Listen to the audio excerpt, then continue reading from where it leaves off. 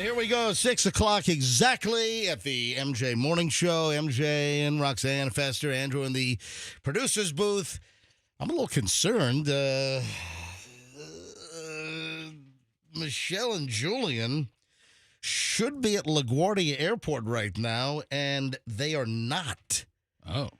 Yeah, I called Michelle, and she was very kind of curt and short with me. I guess Julian's not feeling well, and he's apparently hurling. Oh, that's not fun. Yeah, and they had dinner last night, and the only thing different was Julian had some calamari. So... Bad squid? That's what it seems to come down to. Maybe he got some food poisoning because Julian doesn't get sick. Julian doesn't start hurling.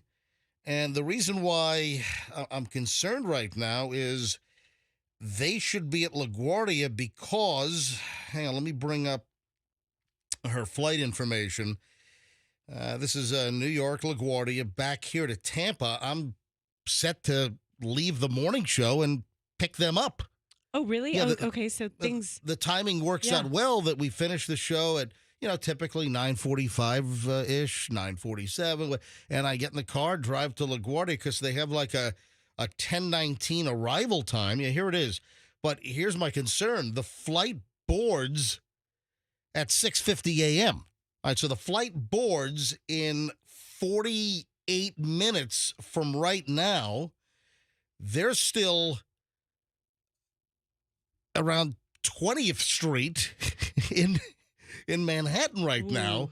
Now, listen, at 6 o'clock in the morning, traffic is picking up now, but from where they are, they could theoretically get to LaGuardia in 20 minutes, theoretically. All right, because traffic's kind of coming in, not going out. So they could theoretically get to the airport. They're both, TSA pre-check, et cetera. Michelle's got clear. Julian does not. We got to get him signed up for clear. Yes. But TSA pre-check, should be quick enough. But here's the deal. Boards at 6:50. It is now 6:03. Doors close at 7:10. So the doors close in 1 hour and 7 minutes from right now, and it's a 7:25 departure. JetBlue from LaGuardia to Tampa. And hold on, I'm checking where they are, and they're still in Julian's dorm. Oh, they're still in his dorm. Yeah, I thought you meant they were on the road. No. Okay, I was going to say if they're on the road and you lay out that timeline, and as long as the TSA pre-check doesn't have a lot of people in line, then they can make it. But now, I don't know. They're still in Julian's dorm. They can still make it. I hope they don't have checked luggage.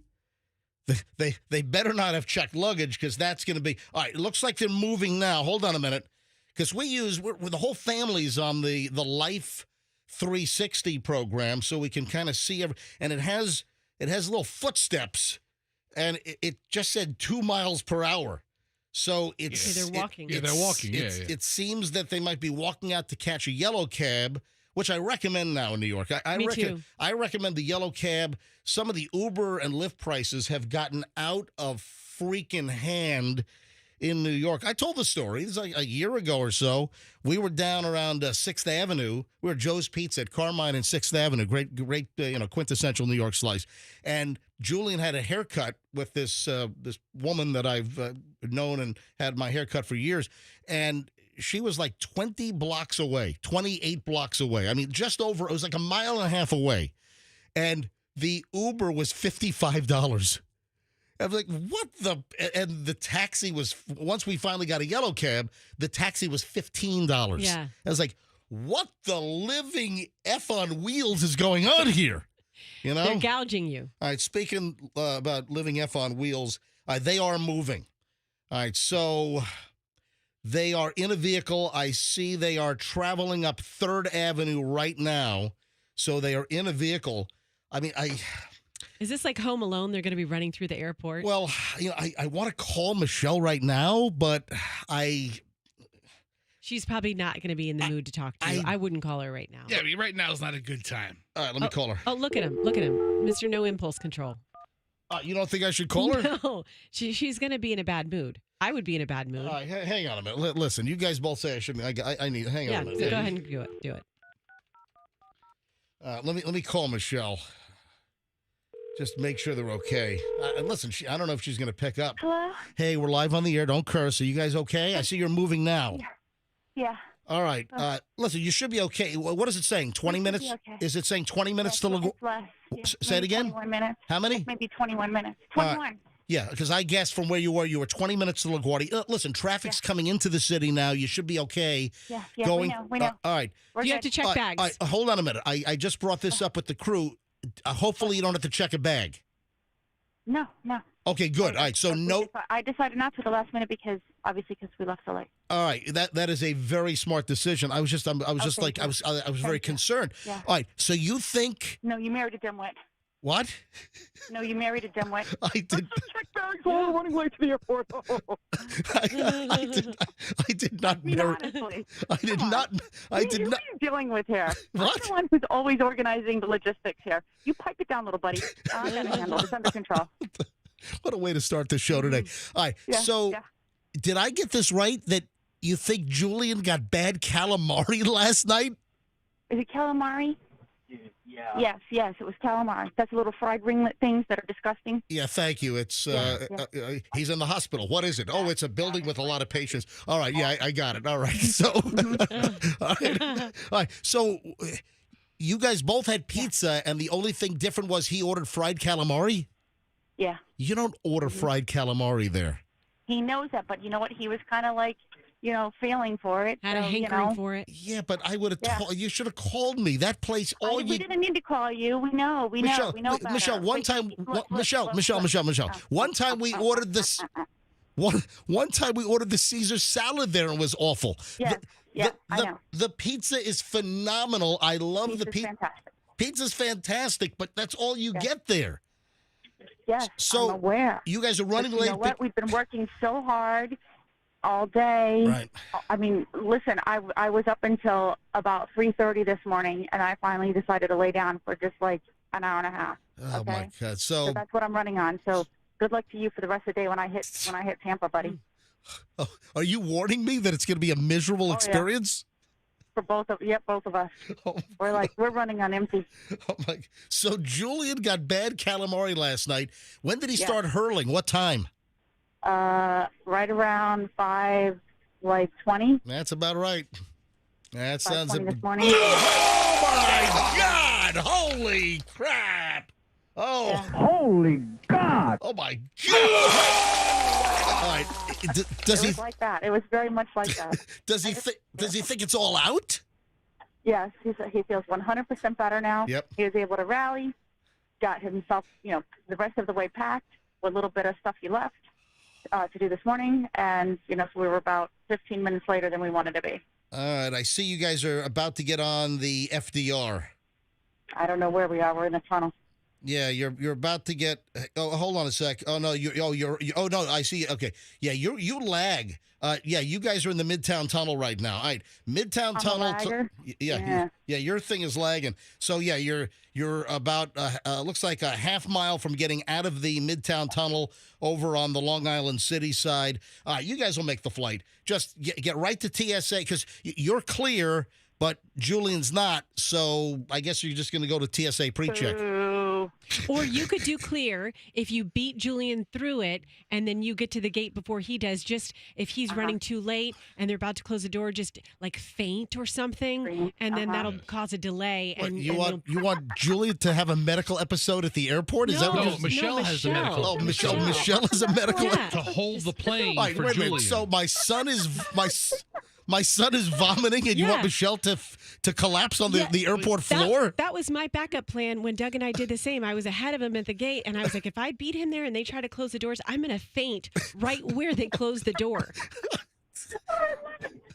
I thought of that one, but that's very clever. What the hell am I dealing with? Right here? after they scan the ticket. All right, Michelle. I think you guys are gonna be okay. You'll be at LaGuardia. You'll be at LaGuardia in 12 minutes, and you should be okay. All right. All right. Woof. Woof. Okay. Are you gonna pick us up? Yes, I'm gonna pick you up. I'll track your flight. Don't make me wait. All right. Goodbye. All right, goodbye. That's what you always say to me. All right. See ya. Enjoy your flight. Bye. All right. What an exciting opening to the show. Yeah. Great. Julian got bad calamari Ugh. and crap. All right, 6:10 at the MJ Morning Show. Back in minutes. Pat's got traffic. It's a Friday, folks. Southbound on the Veteran.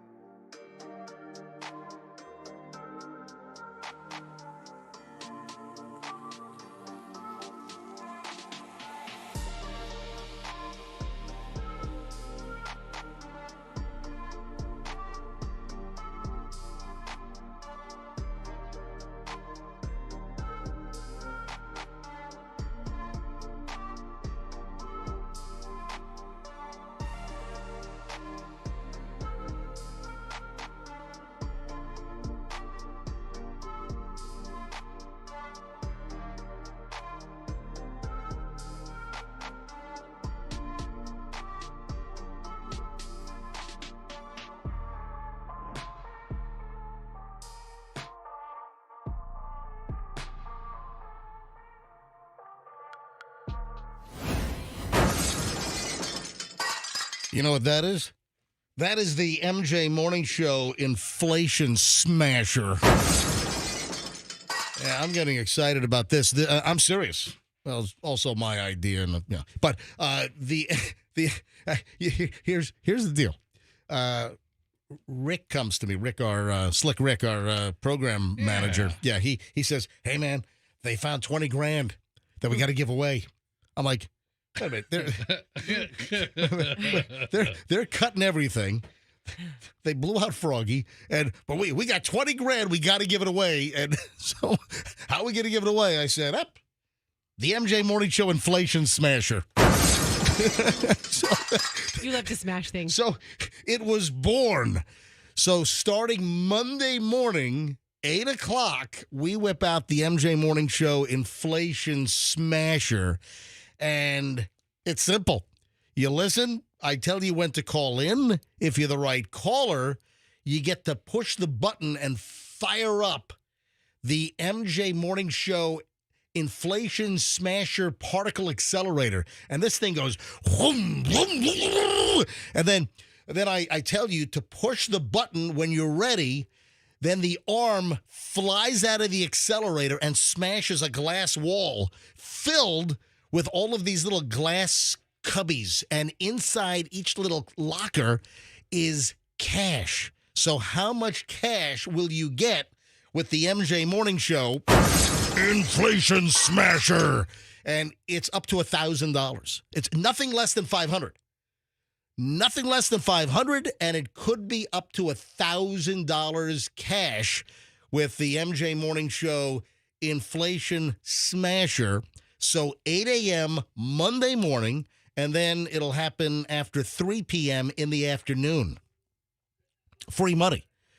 So we're helping you with the high prices out there, folks. So I'm excited about this. Why do you have a crinkly, concerned look on your face? Is it like a centrifuge? Just the spinning part? It wouldn't be a centrifuge. Whatever it is. It's a yeah, look, even Roxanne knows it's a centrifuge. You two science nerds can go back and forth all day. Basic science class. Okay, well, listen. Oh, my God, we blew a centrifuge. Hold on, let me go down to the basement and change out the centrifuge. You know what? Have fun with your contest. Good luck to everybody. I don't want to have any questions about this. What are you getting snotty for? No, it's okay. I'm done. I redact my question. Well, what was your question? No question. What? Ask your damn question. Is it like a centrifuge? Stop saying centrifuge. I mean, you say the spinning thing. Yeah, Is it like the astronauts that would, like in the astronaut training where they were swung around and around and around? Exactly. And then you push the button, and as it's spinning, the arm flies out and punches the glass wall. Yeah. And then inside the glass wall, you have all these little compartments. Inside the compartments are the stacks of cash, and you just got to see what gets punched out and how much cash is inside. So that's the MJ Morning Show inflation smasher, which starts on Monday morning right here on the MJ Morning Show. Very excited. Folks, ladies and gentlemen, peeps, my homies, it seems that Roxanne is turning into Tony Soprano. Ooh. Yeah. See, That's a big move to make. yeah, Tony Soprano, he was enamored by the ducks in his backyard. Okay. All right. Roxanne is mesmerized by some deer that's in the middle of the median strip in the West Chase area. And Roxanne sends me a video yesterday afternoon. She's driving by, and I've got this video, and Roxanne is narrating, see, it's there. And there's a deer just standing in the median strip. Now, what road is this on? This is on, it's right before Sheldon. Well, what road is it on? On Citrus Park. Okay, Citrus Park Drive. Okay, Citrus Park Drive. Right before Sheldon. All right. On the side inside of West Chase, basically. Right. And close to West Chase. Are you sure this is not like some statue deer? I'm not. Have you seen it move? I'm not sure. I'm so perplexed by this deer. It's. All right, so here's the deal. The deer was there yesterday afternoon. Roxanne has previously seen the deer over the last couple of days. Multiple times. And then, wait a minute. Then Roxanne texted us this morning on the way in at, what time was that, 5 5:30? Yeah, 5:30. 5:30. There it is. Roxanne sends me a text. The deer is still there. Yes. All right, this has got to be some kind of a stunt deer. This is Okay. a statue. This is some plastic lawn ornament. Like a decoy or something. I don't know First- what. Come on, somebody. Have you seen the Okay. deer move, Yeah. or is it a it's- fake deer? Let me speak, please. Here we go. MJ, I think this could be an alien that has gotten inside of a deer. All right, knock that Because crap off. it just you know what? stares at us because I'm sorry I it's went to you. anti-deer I'm- behavior. all right, It's not I'm sorry I deer-like even asked you. behavior. You I fought did- awfully hard to let you Yeah. speak, just to and, say and then you aliens, come up with some okay? cockamamie I mean, alien crap. Well, I thought I'll you tell were you going to what. drop some Come real on. deer This- knowledge on it. This deer sighting is going in my We're Living in the Matrix journal. There it is again. There it is every morning. I would like someone to call the show Wait a minute. It was right there. now. It was there yesterday morning. Yes, it's there all the time. Do you have a picture of the deer? Yeah, She I took sent a it. video I wanna say- yesterday. I didn't get the video. I didn't get No, it. Hold on. because Did you post the video on your No, Instagram? but I will. Why, I'm why, going why to. didn't you do that? Why'd you Because do- I'm too busy posting bikini photos of myself. well, there you Okay, go. well, listen. Next thing you know, the deer's going to be in a bikini. Yeah. So deers. Look at this, Fester. Check it out. Let me see. Fester, look at the video that It's- Roxanne shot. Is the deer moving, or is this some fake deer, like a life-size fake deer that somebody just stuck in the median strip on, what road do you say it is? It's on It's Citrus- Citrus Park Drive. But here's the thing. Yeah. I would imagine that this deer would like dart. Deers have darting behavior, especially Yeah, when right in cars front of are your car coming. when you're driving by at 50 Yes, miles an hour. This was at like 6:00 yesterday. Yeah, so at dusk times, the deer come out. Yeah, they And- come out to feed or whatever. So my old lady's old lady. Because Citrus Park Boulevard is fertile grounds for the deer to feed. And There's a see- ton of, as for as many homes that are back there, Yeah. there's a ton of woodlands and preserve area back there as well. Right. So there's I know, a I get lo- it. Yeah, there's a lot of deer. Hillsborough, Pasco County, Polk County, there's, I don't know, a ton of deer. And I see them all the time, especially as I go toward Land O'Lakes. They freeze first before they dart. They aren't like triggered dart animals where they hear something and they take Well, off. they deer, freeze then dart. Yeah, but they deer in analyze- a headlight, so Right, that's yes. where it comes from. They freeze up, and if you look, I think I saw the deer's ear twitch. Well, So can what are you you saying? confirm it? I'm Roxanne, saying it's a deer. It's a deer that Yeah, it's a deer. The It is deer a deer. knows enough not to dart off into traffic. But it's maybe. just not behaving like a deer. maybe it's because got you could rabies go- or something. It's a rabid rabid deer. deer. Yeah. We gotta take because it down. It could go to either side and have plenty of woodlands to go play in and run and be free from cars driving by. This is bizarre. It's very strange. And you're saying the deer is there every time you drive by? Every time I drive by. Hold on. In the morning. Ev- good morning, deer. Every single time you drive by, the deer is standing in the same spot? Yes, the same spot on the medium. I'm going to say that So maybe. it's a median, not a medium. Yeah. Well, Spin that around. I got the centrifuge. I got the medium.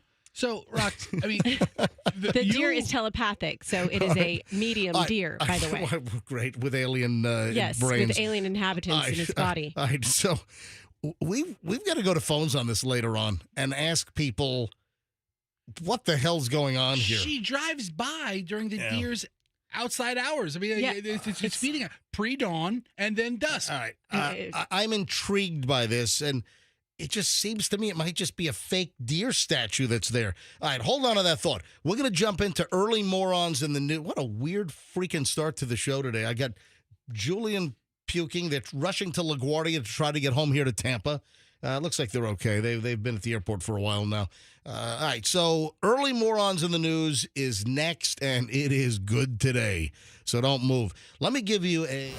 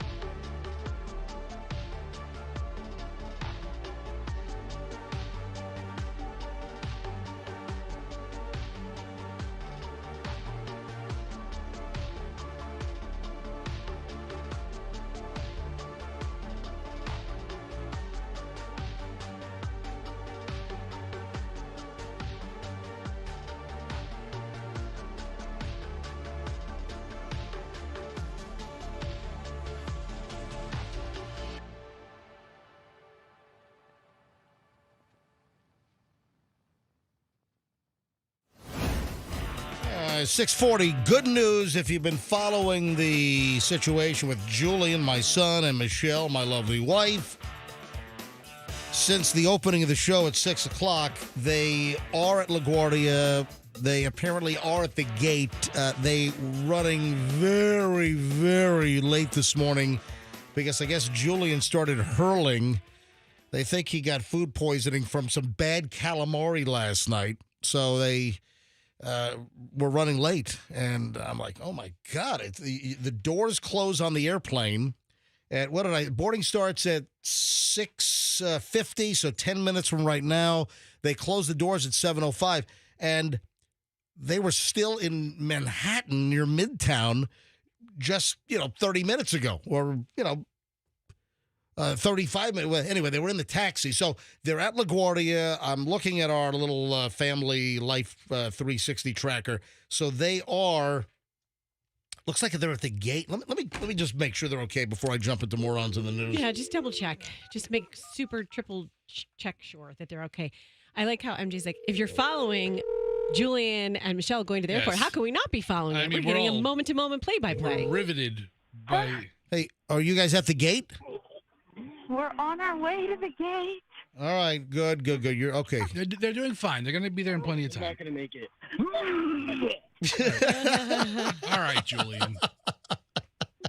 All right. Honestly, I think you're sick, Julian. Stop. All right. First thing I'm doing on that plane is grabbing the barf bag.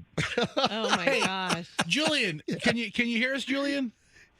He's listening now. He just turned on the podcast All right, well, listen. for The live stream, yeah. Julian, being a movie guy, isn't this kind of the premise in a loose way of the movie Airplane?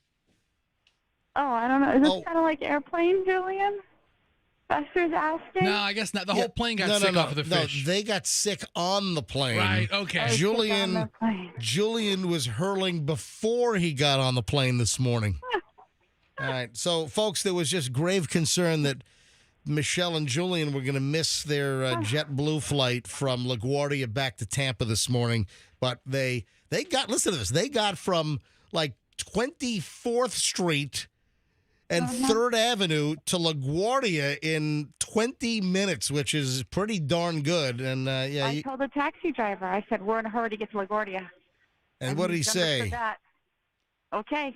No he problem put my if suitcase you in the tip. bag, yep. Yeah, he went, whoa, here we go. To LaGuardia. All right, so that's good. You start boarding in 7 minutes, and of course, you guys are probably in the last boarding group. Didn't you buy the cheap-ass tickets? Those cheap-ass tickets were not available when I bought these. Oh, so, you bought the no. middle tier, right?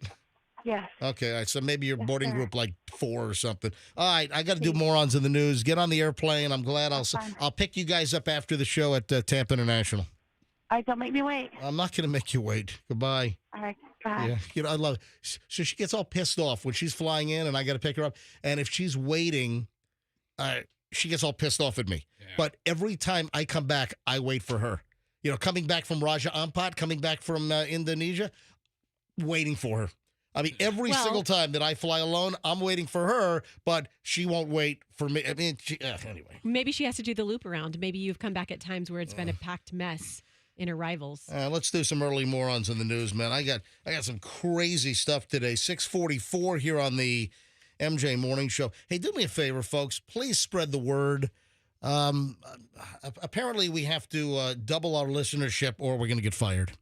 All right. So do me a favor. Please spread the word that the MJ Morning Show is back. If you go to school, you know, tell all of your classmates that the best morning show in town is the MJ Morning Show on Q105. If you work in an office, if you got friends, relatives, just spread the word that the MJ Morning Show is on Q105. And a lot of people that are aware of us from our first 18-year run are not aware that we're back on 104.7 FM. So spread the word. The MJ Morning Show is back. Yeah, especially if you're in prisons or halfway houses and there's a lot of people around. Right. Tell them all. Tell me what this noise is. Tell me what this story here is all about. You ready? And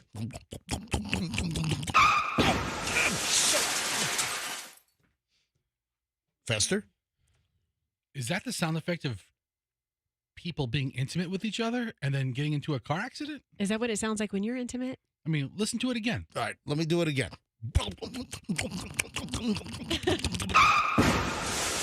Is a lot of food involved in your foreplay, Fester? It depends what I'm doing. Solo food foreplay. Little blah, blah, blah, blah, blah, blah, isn't unheard of. All right, so what's your guess? Roxanne's closest. Okay, so it's not sex in a car. No. Or No. All right. It's eating and driving. Yes, and then what happened while eating and driving? A crash. There was a Distracted, crash. Yes. All right, listen to this. This moron in Detroit was eating chicken wings while driving and smashes into a police car. A Detroit man rear-ended possibly the worst car you can rear-end, right? A police patrol car while eating chicken wings earlier this week. 73-year-old man was attempting to eat wings while driving at about 3:15 p.m. on some freeway. According to the post online from the Michigan State Police, a trooper was stopped in the left center lane for a red light, and the man struck him. The man was eating chicken wings. According to Michigan State Police First Lieutenant Mike Shaw, no one was injured, damage to both vehicles. Police issued the driver a citation for the incident. Man, you're eating. First of all, that's sloppy. Eating chicken wings. Were they all rolled in some kind of a sauce? Yeah. You know, like a spicy sauce or a honey barbecue sauce or something. You go to B-Dubs. I've only been to Buffalo Wild Wings one time. That's your fault. I've only been there one time. I was never there. And then when we were up in New York, Chloe had soccer practice for her Long Island club team at the Hofstra University bubble, and not far there's like a whole row of restaurants, and there was a Buffalo Wild Wings. So I'm waiting for her for 2 hours out there. I was going to go to Stu Leonard's and do some shopping, and then I'm like, you know what? I've never been to Buffalo Wild Wings. Let me pop in. So I had some wings. And listen, they were very tasty. But what I noticed, there were 7,000 different sauces that you could get your wings all tossed in. I mean, and can you imagine you're driving your car while eating chicken wings and then you smash into a cop car? So that's what was all about. If it was like sticky glazed donuts, that would add even more irony. You know what? I don't do many foreign stories, and this is going to be just a quick little schnit and run here. Just a quick little mention.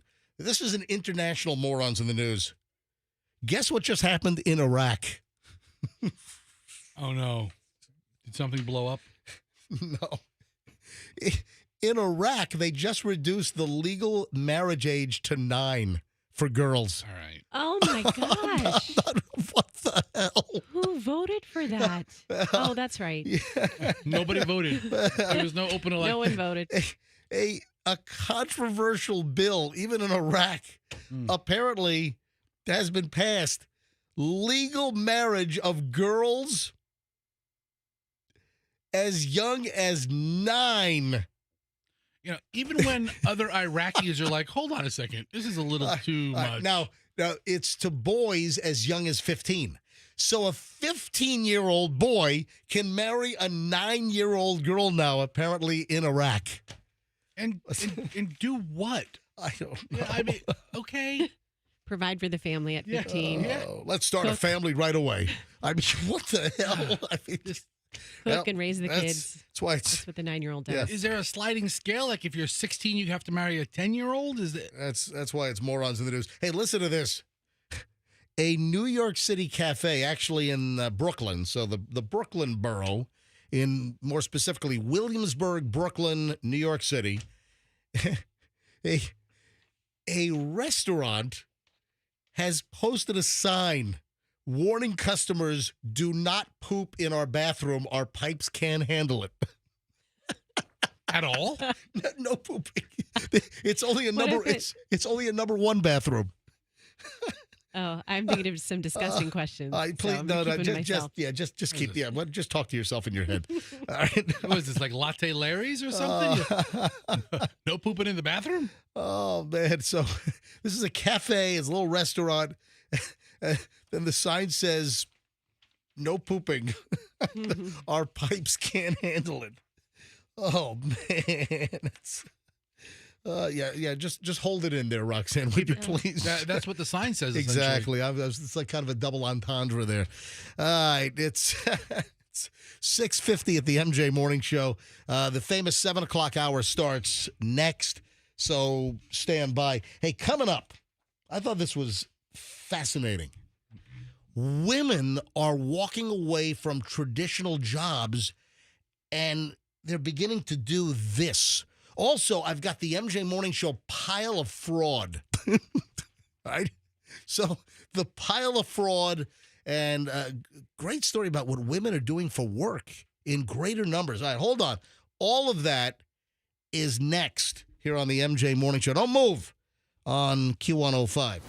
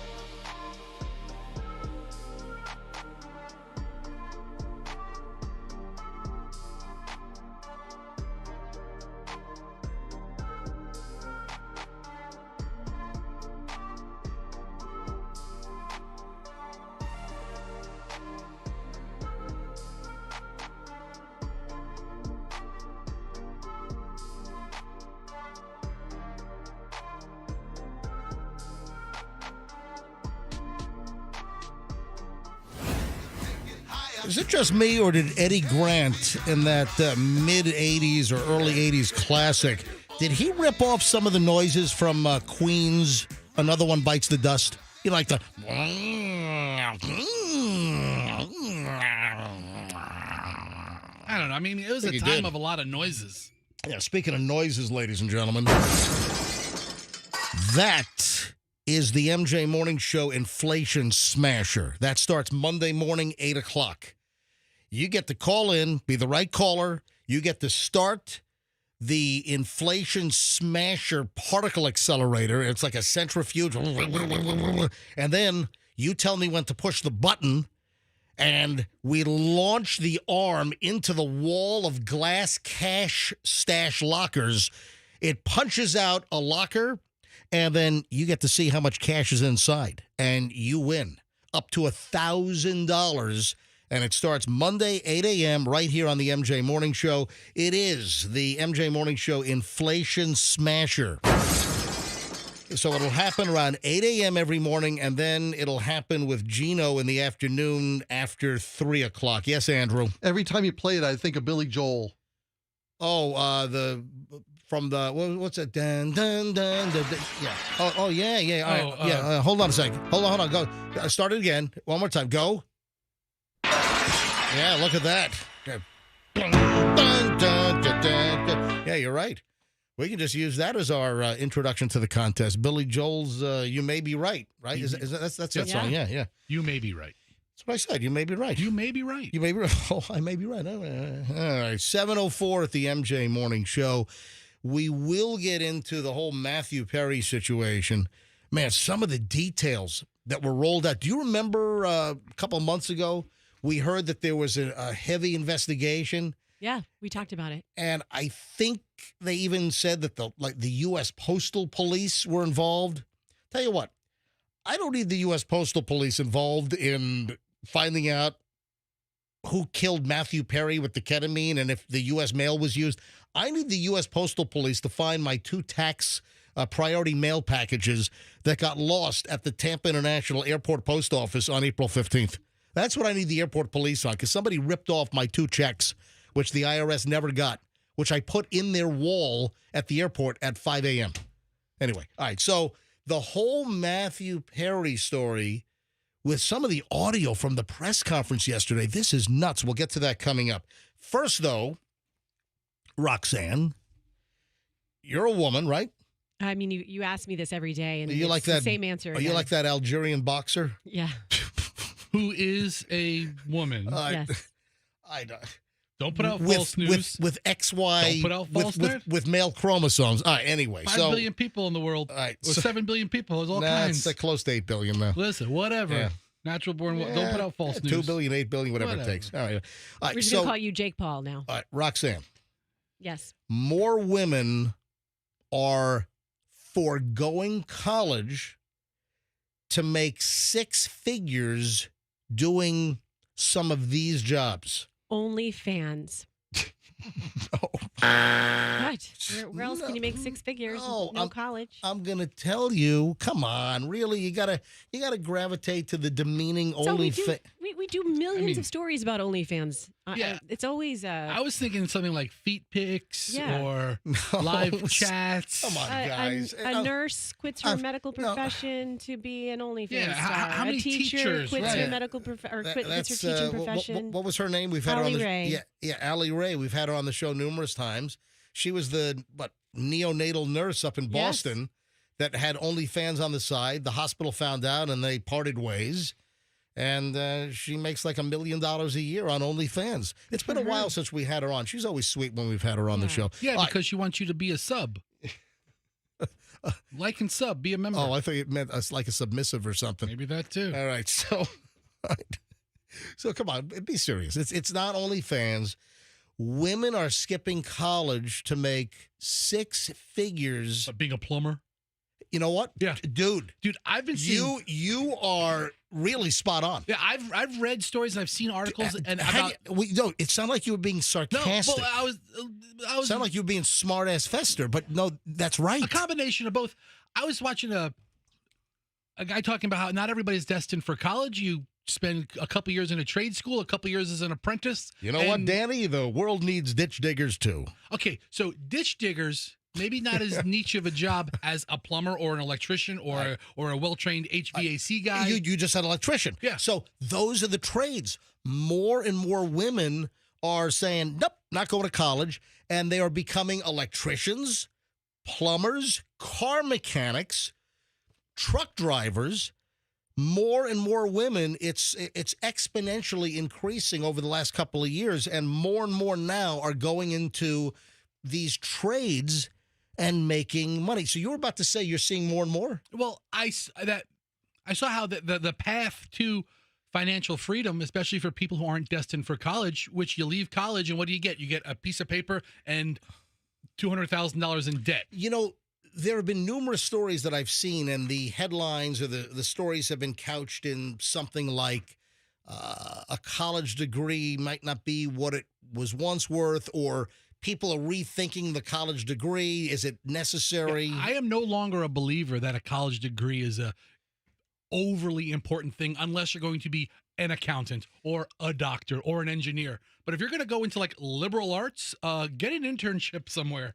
You know, I mean, it's not what it is. Get out into the workforce. Now, Yeah. Clearly, the majority of workers in the trades are men, but more and more young women are getting into the trades like plumbing, electrician, car mechanics, truck drivers. I remember, it seems that this person, and see if you remember this, when we worked for the other company over on Gandy, when we were on the other radio station years ago on 93, do you remember that there was a woman in the sales department? She was a secretary, sales assistant. She was a sales She assistant. was a sales assistant. Let me see if you remember. Come on. Okay, This is like 2010, maybe 2009. I don't remember her first name. I can't remember her name either. But I remember she was always kind of one of the guys and kind of tomboyish, and she left the radio industry to buy a dump truck. Yes. And she was going to haul rock. Yeah. Yes. And we were like, "What?" And she's like, "Yep, I'm my own boss." And she bought like a $100,000 dump truck. It was used. Yeah. But it was those big steel dump trucks. She bought a BADT. Badass dump truck. Big ass dump truck. Big ass dump. Yeah. So apologies. Yeah. Yeah. She was like what, 27, 28 years old. Yeah.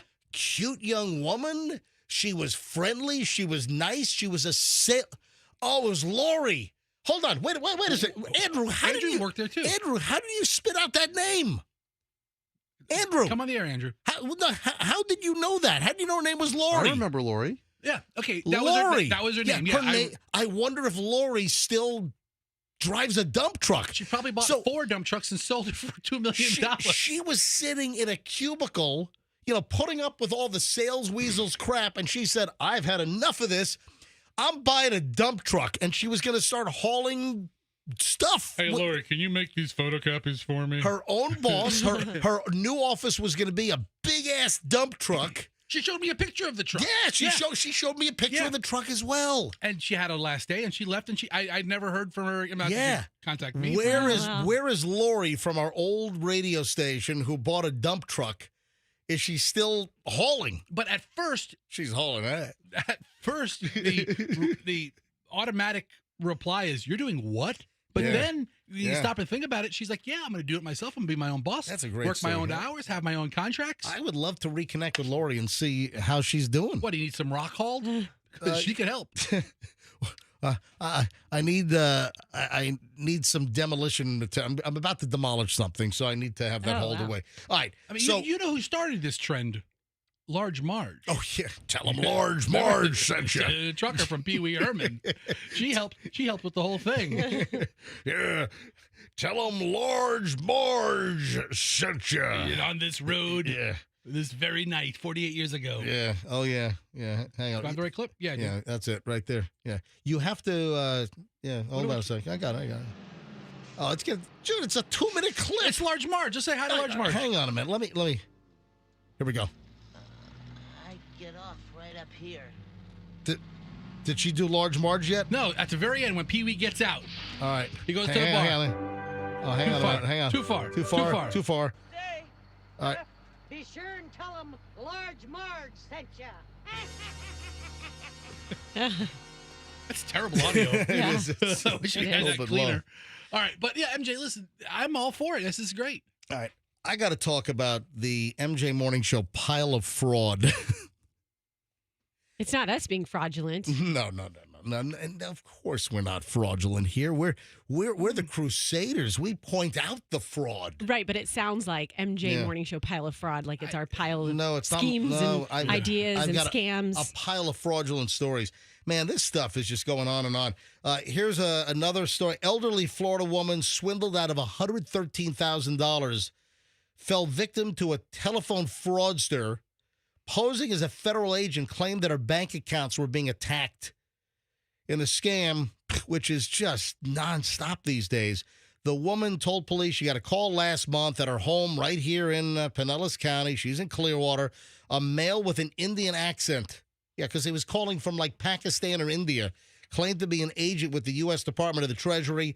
The caller said that her bank accounts were under assault by someone who was trying to take her money.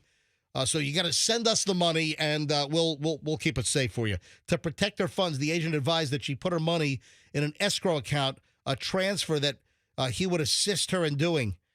And she did it, and then they took control, and boom, she was out $113,000. Unbelievable. Yeah, initially instructed her to withdraw $17,760, transferred via Bitcoin. She did it. Oh my God, this is like a Marge deal. Yeah, Martha. Martha. Yeah, Martha. the movie Martha, which, man, that was good. All right, that's fraud story number one. Then here's another one of these scamsters here. And we've told you about this one as well. New phone scam.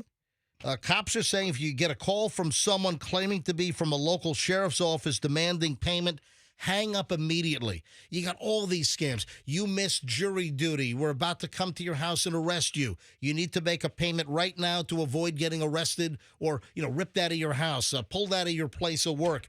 Folks, these are scams. Don't fall for it. That's why this is called the MJ Morning Show pile of fraud. And then I've got one more. And it involves nudity. Ooh.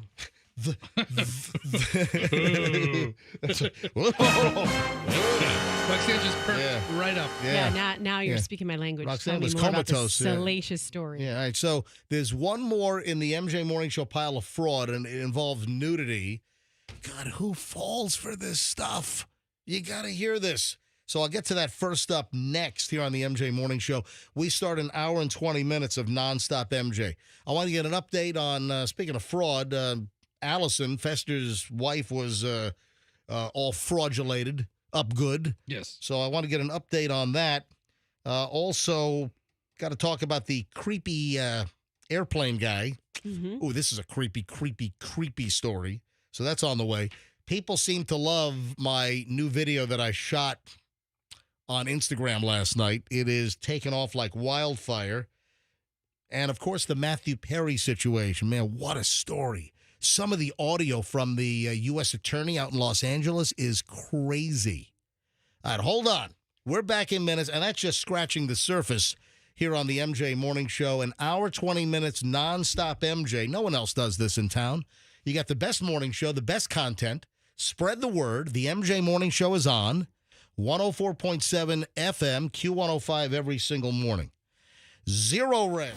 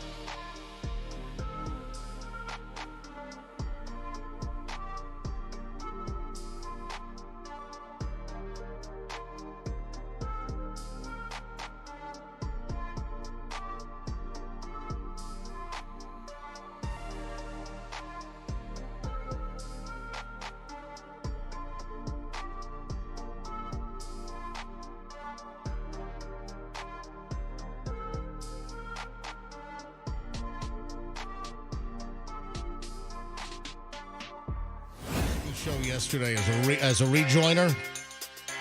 Like it so much, I want to play it again. Yeah, a little Lou Graham, little Midnight Blue. You know, son, life is simple. It's either cherry red or midnight blue. This one's blue. This one last story from the MJ Morning Show pile of fraud. And I don't know who falls for this stuff. Oh, and a little programming note here. 7:45.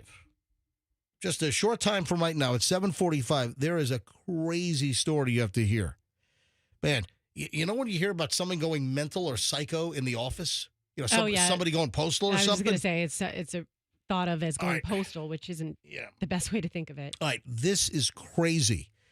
Something happened in a local law office earlier this week that you have got to hear. Chloe knows somebody, and I got to be a little careful with names and all that stuff. But something happened in a Tampa law office earlier this week that is cray-cray. That is insane. 7:45, just over 15 minutes from right now. Got to hear this story. Stand by. Don't forget the MJ Morning Show Inflation Smasher. Starts Monday morning at 8 o'clock. Your shot to win up to $1,000. This is not a national contest. This is a local-only contest here on 104.7 FM, Q105. The MJ Morning Show Inflation Smasher. Be the right caller. You call up. You get to start the MJ Inflation Particle Accelerator Centrifuge Cyclotron. It starts spinning. Then you push the button. The arm flies out, smashes the glass wall. And there are all kinds of compartments on the glass wall. And you get to smash out a compartment and then find out how much cash is inside. Nothing less than $500, and it's up to $1,000 cash. Starts 8 a.m. Monday morning right here on the MJ Morning Show, and then it'll happen in the afternoon after 3 o'clock. So I'm very excited about this. One last story in the pile of fraud, and I kind of got Roxanne's attention. What did I say where you were like, you perked right up? You were in a coma over there, and then you were, whoa, hey, I'm a... Yes, it was nudity. Nudity. Nudity. Yes. I was like, oh, I'm all ears. Yeah, so this is a nudity scam, and I don't know why people fall for this, but this woman in Ohio was scammed into taking her clothes off. Yeah. Yeah, spoofed call. Ohio woman swindled out of $6,000, then tricked into taking her clothes off. So the guy got $6,000 and a bunch of nudies? Yeah. Wow. So she could verify her identity via a FaceTime call with the fraudster. Hey, yeah, we want to make sure you got to take your clothes off on a FaceTime call. What the? Who falls for this stuff? Do you remember what was that insane story out of Kentucky? It was a fast food story. Right. And I think it was even turned into a movie. Was it a McDonald's or a Taco Bell? It was a or fast food restaurant in Kentucky, like just outside of Louisville. And what was the deal? Somebody was stealing. They got a call. They got a call, and I think they said it was the police. Or from corporate. And we understand someone is stealing, and the phone social engineer, whoever was on the other end, the scam artist, got like a teenage girl to take her clothes off and strip naked inside the fast food restaurant. This is like a high school girl employee, and that is nuts. It's the strip search scam, right? That's what it was. Hoax call McDonald's. Yeah. Strip search. And here's the manager, and then there's the naked hourly employee. Oh, my God. And here's like the creepy manager talking to the police. Yeah, it was turned into a movie, if I'm not mistaken. Yeah, out of Louisville, Kentucky.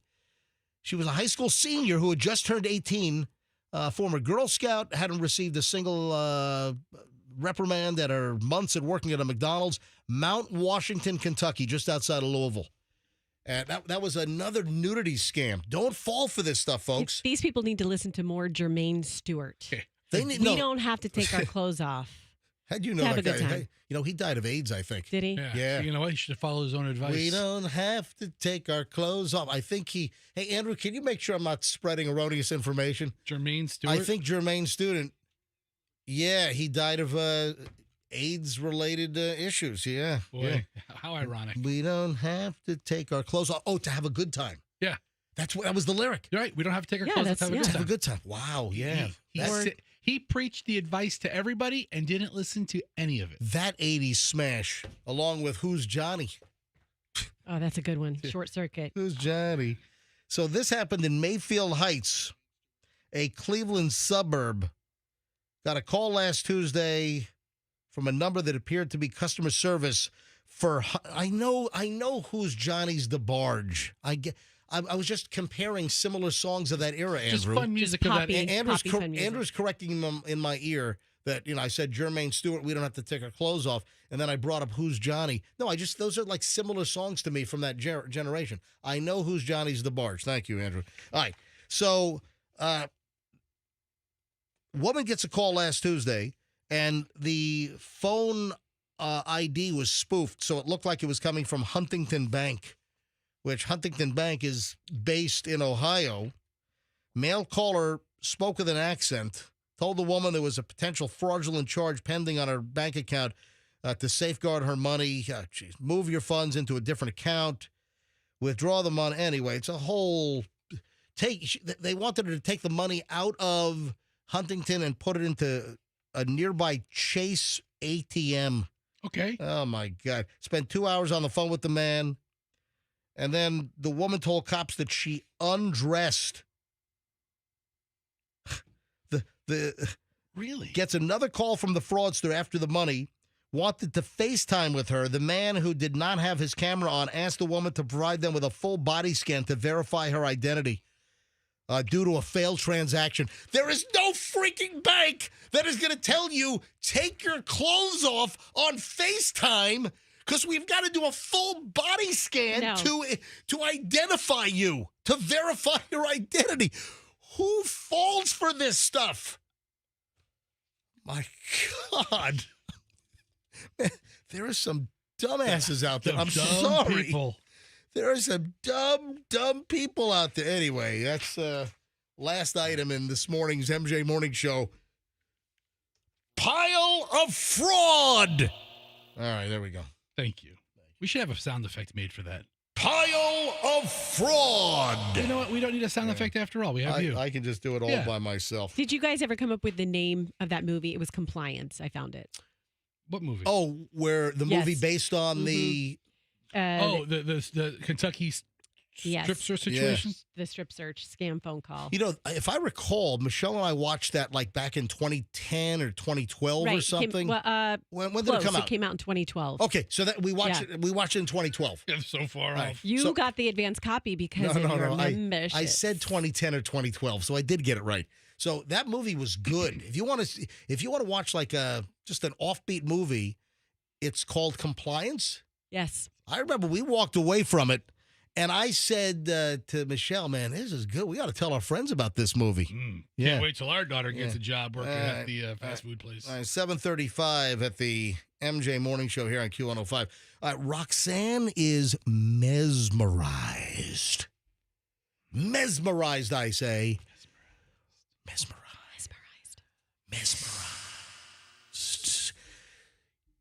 You are just... You're enamored.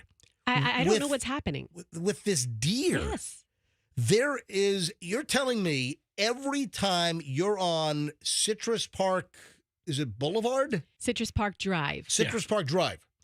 Every time you're on Citrus Park Drive near Sheldon. Near Sheldon as Road. I approach Sheldon. There is the same deer is standing in the same spot in the median strip. Always. And I get it in the morning, I guess, because it's dark out and there are very few cars on the road. But then you sent a video to me at 6 o'clock last night. Practically rush hour, and it's still standing there. All right, this has got to be a fake deer. This has got to be a plastic deer. I'm curious if other people have seen this deer. This is a joke stunt deer. You know what? I'm going to go to the deer phones right now. Okay. Maybe this deer has a death wish or something. And that's what I'm feeling like. It's odd deer behavior because to the right, to the left, you've got plenty of woodlands for the deer to run around in and be happy and not be near the, cars. Has anybody seen the deer on Citrus Park Drive in West Chase, right? Yeah, and just headed out of West Chase. Headed out of West Chase. Citrus Park Drive near Sheldon Road. Roxanne claims that this same deer is standing in the median every time she passes by. And you saw it again this morning at 5:30? Yes, this morning. All right, let's go to phones. Have you seen the deer? Is it real? Does it move? Is it there right now? Why don't you bring a BB gun next time and just give it a little tap in the Dude, boost? come on. What do you say? What are you trying to get PETA all over us? You're What's the the one matter that's- with you? You're the one that's saying it's a fake decoy deer. That's not. I'm not telling people to shoot the deer. What are you saying? All right, let's When go to is phones. deer season? All right, 800-990-1047. I think November. 800-990-1047. Have you seen the deer? Oh, dear. So I am actually going to my IG right now, and I am posting in my stories. No, don't do your story. Don't post it in Yeah, the I story. like to do stories. That disappears. Leave it up there. You gotta People look listen for to it. this a month later. Yeah, and I wanna mean, see it, don't Rox. post it. Post it to the normal If you're feed. gonna post it right. So Roxanne took Getting real video. Roxanne took video as she's driving by the deer in the median strip yesterday, and this is like the 10th time Roxanne is talking to us about this damn deer. What is going on here? Is this fake? Is this real?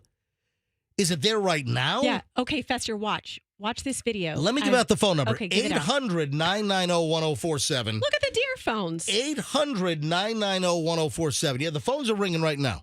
All right, folks, help us out on this. What is going on here? Oh dear. 800-990-1047. 800-990-1047. Let me grab line 2. Hi, good morning. Who's this? Good morning. Yeah, is this Mia? Yes. All right, Mia, you're on the air. This is the MJ Morning Show. Fester didn't have the phone screener up, so I couldn't see your name. All right, so Mia, can you help us out with this whole deer deal? Yeah, yesterday, actually, when I was driving home from work around like 5:15, the deer was standing there in the median, and I'll be on that road in about 3 minutes and I'll text you in and let you know if I actually see the deer again. Well, I might just leave you on hold. I'll go to some other calls, and I'll just put you on hold. And All right. have you seen the deer move? Yeah, it was eating. All right, so it's a real deer? Yes, it's a real deer. Yeah, it's a real deer. But why is it in the same spot like every single time? I don't know. There's a lot of wooded area right there, and I guess it just likes the grass that's in that median. There's plenty of grass on the sides, but it decides to be in the median. Mia, how long before you're at the location? Probably about 5 minutes. Oh, it was 3 just a minute ago. What, are you going backwards? I got stuck at a red light by a school. Okay. All right. Hold on, Mia. All right. Hang on one sec. We'll come right back to you. Let me grab Matt in Tampa. Matt, you're on the MJ Morning Show. Hi. Hey, how's it going? Matt, we're going fine. I just want to I'm born and raised in this whole area for decades. Citrus Park Woods the mall wasn't even established. That deer, I have a feeling between that corner and over off of Line Ball and Racetrack, they like to hang out. You got to remember, that's a new intersection they put through there, and pretty much we took their home away. Good answer. So in Good my answer. eyes, they're used to feeding there. That's their spot to hang. We intruded in their space, so now, they're just trying to go where they've naturally gone before. Okay, that's some insight because that is MJ. That's the Citrus Park, the part of the road that more recently opened up. It's a new addition. But it's just crazy that the deer is standing like in the same spot every time you drive by. It's just weird. Matt, thank you. Good insight, my friend. All right, let me grab one more call on this, then we got to move on. I got this crazy story. Something happened in a Tampa law firm this week. You got to hear this story. This is nuts. Junior in Tampa. All right, last deer call here. Oh, dear. You're on the MJ Morning Show. Good morning, guys. Hey, so, Junior. I'm in that area twice a day. Just my little ones go to school right on Citrus Park Drive, and I get there early. I ride my bike, because that whole strip is just very nice bike riding. Yeah. There's a family of deers there all the time. I got videos of them. Try to talk to them and stuff. You try to talk with the deer? Oh yeah, man, because they're so close to the road. You're like the deer whisperer. Yeah. I mean, I try, man, but I don't think they speak English. Well, do you Junior, you speak Espanol? I do. Bless you. All right, so do me a favor. In Spanish, I want you to say something to the deer right now. Go ahead. Well, I mean, maybe they do speak Spanish because it is Tampa. Yeah, what I'm saying is, people understand you. go ahead and say something. Just go ahead and practice something, and just be the deer whisperer. Say something nice to the deer right now in Espanol. Deers, ven aquí, soy amigo. No te voy a comer. Something about the deer's my friend the deer. Yeah, my friend the deer. I'm not going to eat you. I just want to pet you. You don't want to pet him. You don't want to. Good answer. Hey, I don't like venison. Right. Yeah, that's a good thing to say. Yeah, isn't it crazy? Bad news, though. And for the lady Mia that just called a couple minutes ago, there is a dead deer on the heading westbound on Citrus Park Drive. Like someone hit it, like right almost in the bike lane and the sidewalk. Oh man, I hope it's not the Today? deer. Yeah. Wait, today? Yeah. Like, I hope it's not our deer. I hope It might be. Oh dear. Oh, that's great. Oh, dead deer. I was in the area about 7:12 this morning. Oh no. Oh, Junior, Oh, I no. hope it's not that deer. This is like a sad Bambi ending or This something. is like I feel close to this deer. Oh, dear. All right, Junior. Thanks for just bringing us down. Oh no. All right. Oh no. This Junior, is not good at all. thanks for listening, buddy. All right, guys. Love you guys. I love you too, buddy. If you want to check out Roxanne Wilder on IG, you can see a video of this deer. Yeah. And I just hope this isn't the last time that we'll see this deer. Oh, dear. Mia, are you at the deer spot yet? No, because I ended up with a school bus in front of me. So. Oh yeah, don't go around that school. If you got red flashing lights in the stop sign, don't you dare pass that school bus. They've got cameras on there now, and the drivers have the red button they can push if a car flies by them. All right. Yep. All right, Mia. Do me a favor. Just call right back. So how many minutes until you're at the location? Probably about 2. Hey, check out that deer that's in the road by the bike lane that the other guy was talking about. That's terrible. Just compare. All right. Mia, hold on a sec. If you're only 2 minutes away, Andrew will pick up the phone. Andrew, pick up Mia on line 2. All right, 2 and 2. All right, 7:44 at the MJ Morning Show. I've got this insane story I'm going to tell in a minute. Something happened at a local Tampa law firm. Is this a well-known law firm? No. Like not one that you see on advertisements or billboards? No, it's not. Okay. And I don't know if I'm going to use the name of the firm, but the story is what's Is this law firm for anything? It's not. It's not a big law firm. All right. Are they aggressive? All right, Fester, do me a favor. Are they twins? Fester, just answer this. Yes. Is there any update on your wife being defrauded out of the silver-plated silverware that she tried to buy off of Facebook Marketplace? Is there an update? Allison is resigned to the fact that she has been scammed. And not by not by the actual person. Not by Kristen. Yeah. She is of the belief, because of the payment mechanism and how sketchy all this. If I told you, MJ, I had 100 different people send me personal texts about similar experiences. People text Fester all the time because his personal cell is no secret. 813-310-8444. Yeah, so, but I'm showing Allison text after text. I mean, look, this is exactly how everything she's saying, other people who we've never met and probably will never meet, describe to a T the events. And I was like, you were scammed on this. So Allison saw silverware, like actual real silver or silver-plated, on Facebook Marketplace. She sends the money via, what was it, PayPal or Venmo? I guess they wanted to do it PayPal Friends, which is a way that you send money that you can never get back. Yeah, well, there you go. Like if you sent it via PayPal to a business, there's a discrepancy way. So this scam artist actually apparently took the identity of a real person. So if you check them out, they appear to be real. And Allison was convinced that it was this woman named Kristen, and then found her father, who was a doctor. And that's not the case. Allison was not scammed by this real Kristen. Somebody stole her identity to fake it online. And your wife sent how much? $125? $125. Yeah, she's never seen that. That is gone. So that is gone like the wind. In my wife's investigation of the real Kristen, we found her mother's phone number through this rabbit hole of information. So did she call the mother and say, hey, someone is impersonating your daughter online? She called the mother. The Yep. mother thought Allison was a scammer. Oh, God. No, I'm kidding. I'm kidding. Oh, Allison, right. Allison did call the mother and said, hey, and the mother never heard of it, and we just let him know about it, and that's it. All right, put Mia on hold. Yeah. Mia's at the deer, and then we'll tell the lost story, which is crazy. Mia, the deer is not there? No, the deer's not there today. All right. At least not right now. I usually see it on my way home. Okay. All right, Mia, thank you so much for listening to the program. Spread the word that the MJ Morning Show is the best morning show in Tampa Bay, would you please? Oh, I always do, and I found out a couple of my coworkers also listen to it, and they heard me one day when I called in a few months ago. Yeah, all right, thank you, because what we have to deal with and the way that this thing is, it's a joke. It is an absolute joke, what we pay for. All right, 7:47 at the MJ Morning Show here on Q105. Whew. All right, the Matthew Perry story coming up in a few minutes.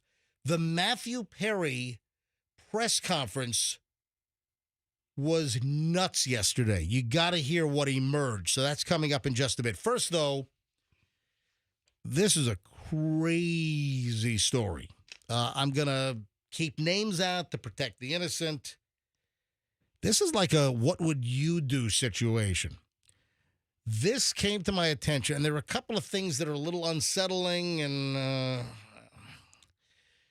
this happened in a local Tampa law firm earlier this week. And I made some notes.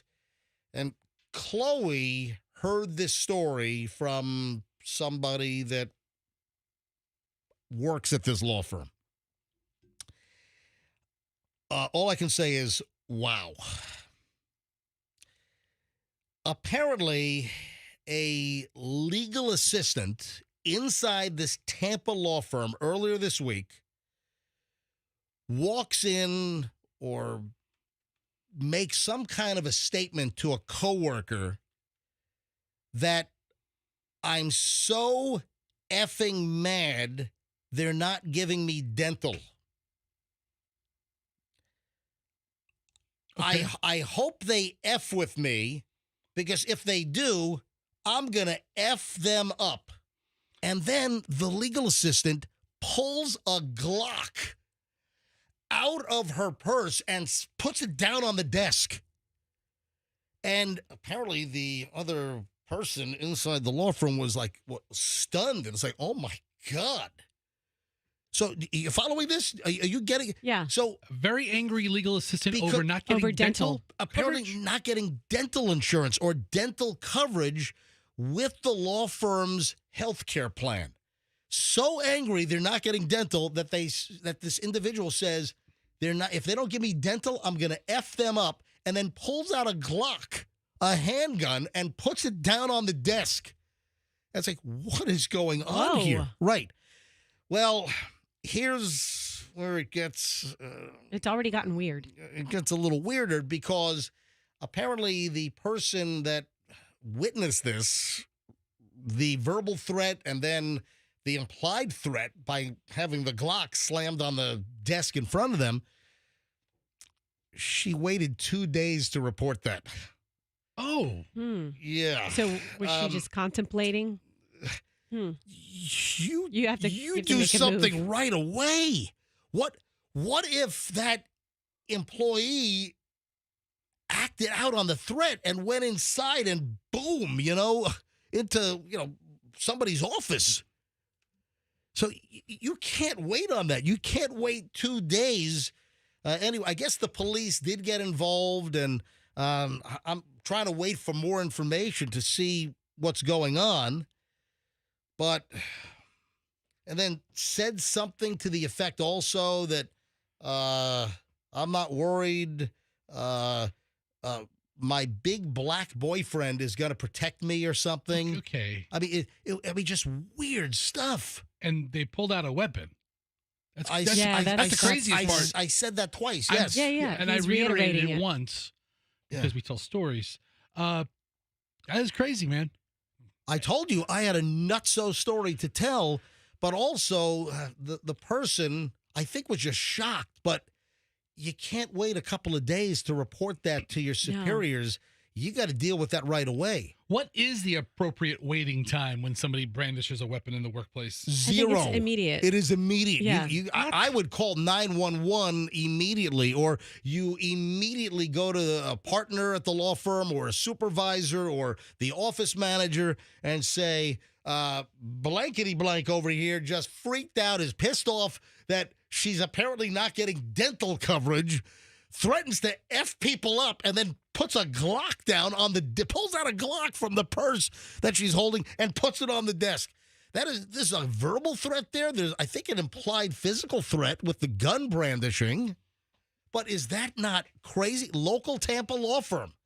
So I don't know if the investigation is going to continue here or what the story is, but I mean, a couple of lessons here. Yeah. Don't get that pissed off about not getting dental insurance. And you Hey, follow our lead. A couple of days ago, I complained about the cost of my insurance going up $200. I didn't issue any threats. I just said this is frustrating. Exactly. And if somebody makes a threat... Yeah, follow Roxanne's lead. This is frustrating. And guess what? It got accomplished. Yeah, Nothing. Yeah, our open enrollment ended, 2 days ago.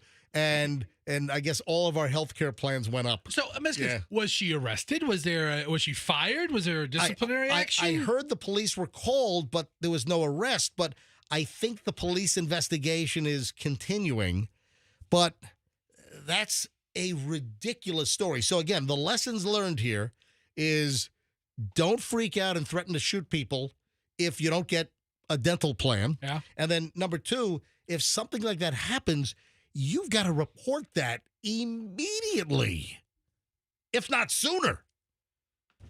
Holy crap, that is insanity. Told you I had a whacked out story. I mean, she must have some really, really bad teeth. That's the first thing that popped into my head is like somebody needs a lot of dental work. I guess I appreciate my dental coverage, but I think I could make it a year. Maybe just pay out of pocket for a cleaning. I don't know. Heads up on a new tick schmuck deal it's hurting kids. Oh my God! We can't get rid of this tick schmuck TikTok fast enough.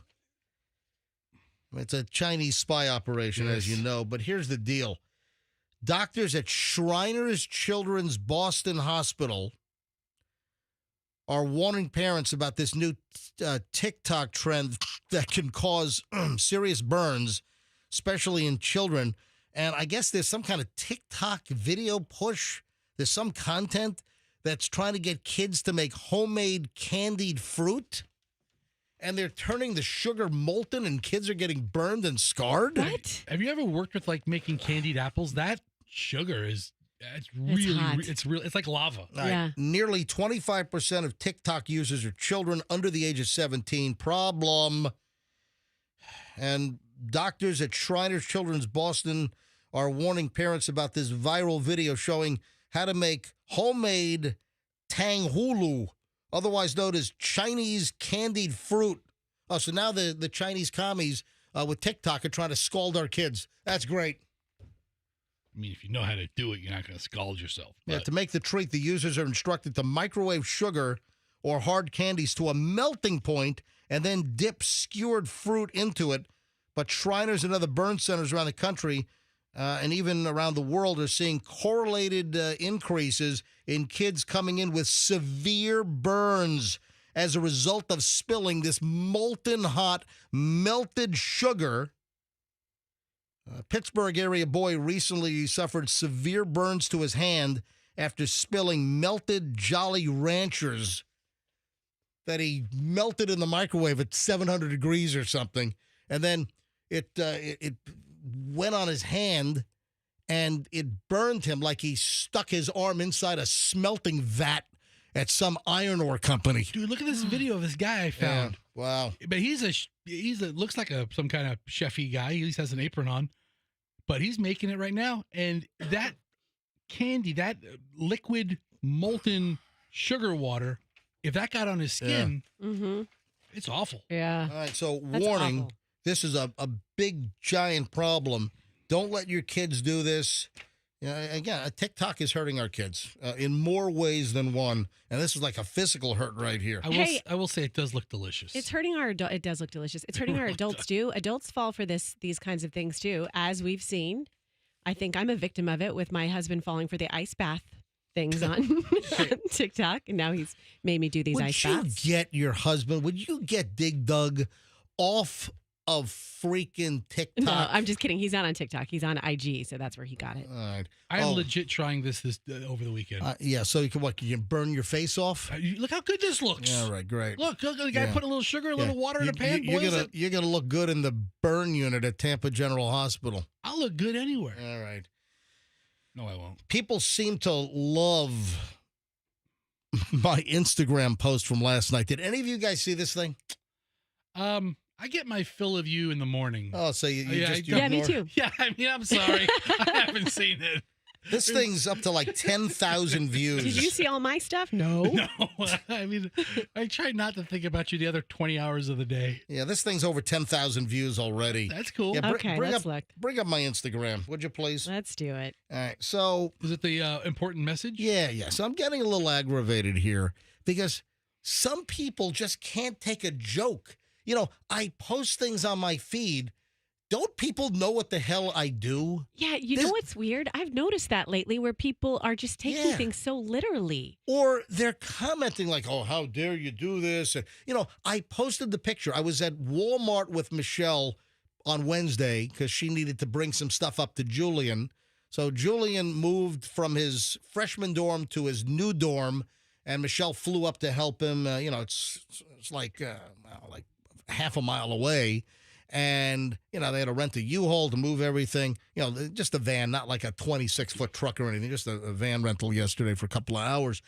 And, you know, I was with Michelle at Walmart at 275 in Dale Mabry, and I saw these two girls in these low-cut denim skirts, like butt cheeks virtually showing, wearing cowboy boots, cowboy hats. Yeah. And I'm like, hey, must be a country concert at the Ray J Stadium tonight. And there's a big concert that night. It was that Luke something or other. One of the Lukes. Right, one of these Luke dudes.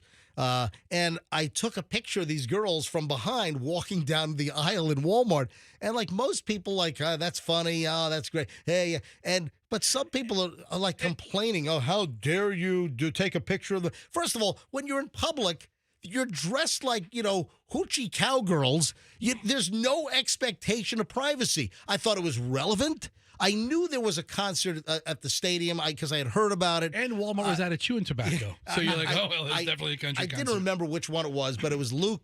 Somebody. One of the, Luke Brian Brown. Wednesday night. Brim. So I took a picture, and like most people, like, oh, man, they were, you know, they liked it. But some people are like complaining. Or, I mean, it just seems whatever content I put up on Instagram, you got a couple of people that are complaining. And it's like, if you don't like my feeds, then you don't have to look at it. Let me ask you this. Yeah. Did you put that picture up in a body-shaming type way? No. Okay. I put it up with, look, they're all cowboyed to the hilt over here. There must be a country concert at the stadium. I viewed the picture, and I didn't take it as a body-shaming way. I was thinking, hey, listen, they're all dressed up for the country concert. They wouldn't dress up anywhere else like this. You know, and I hope they have a good time. Yeah, I viewed it as thematic. I didn't see you body shaming. Yeah, I mean, see, some people get bent out of shape over anything. I posted this message that has a surprise ending.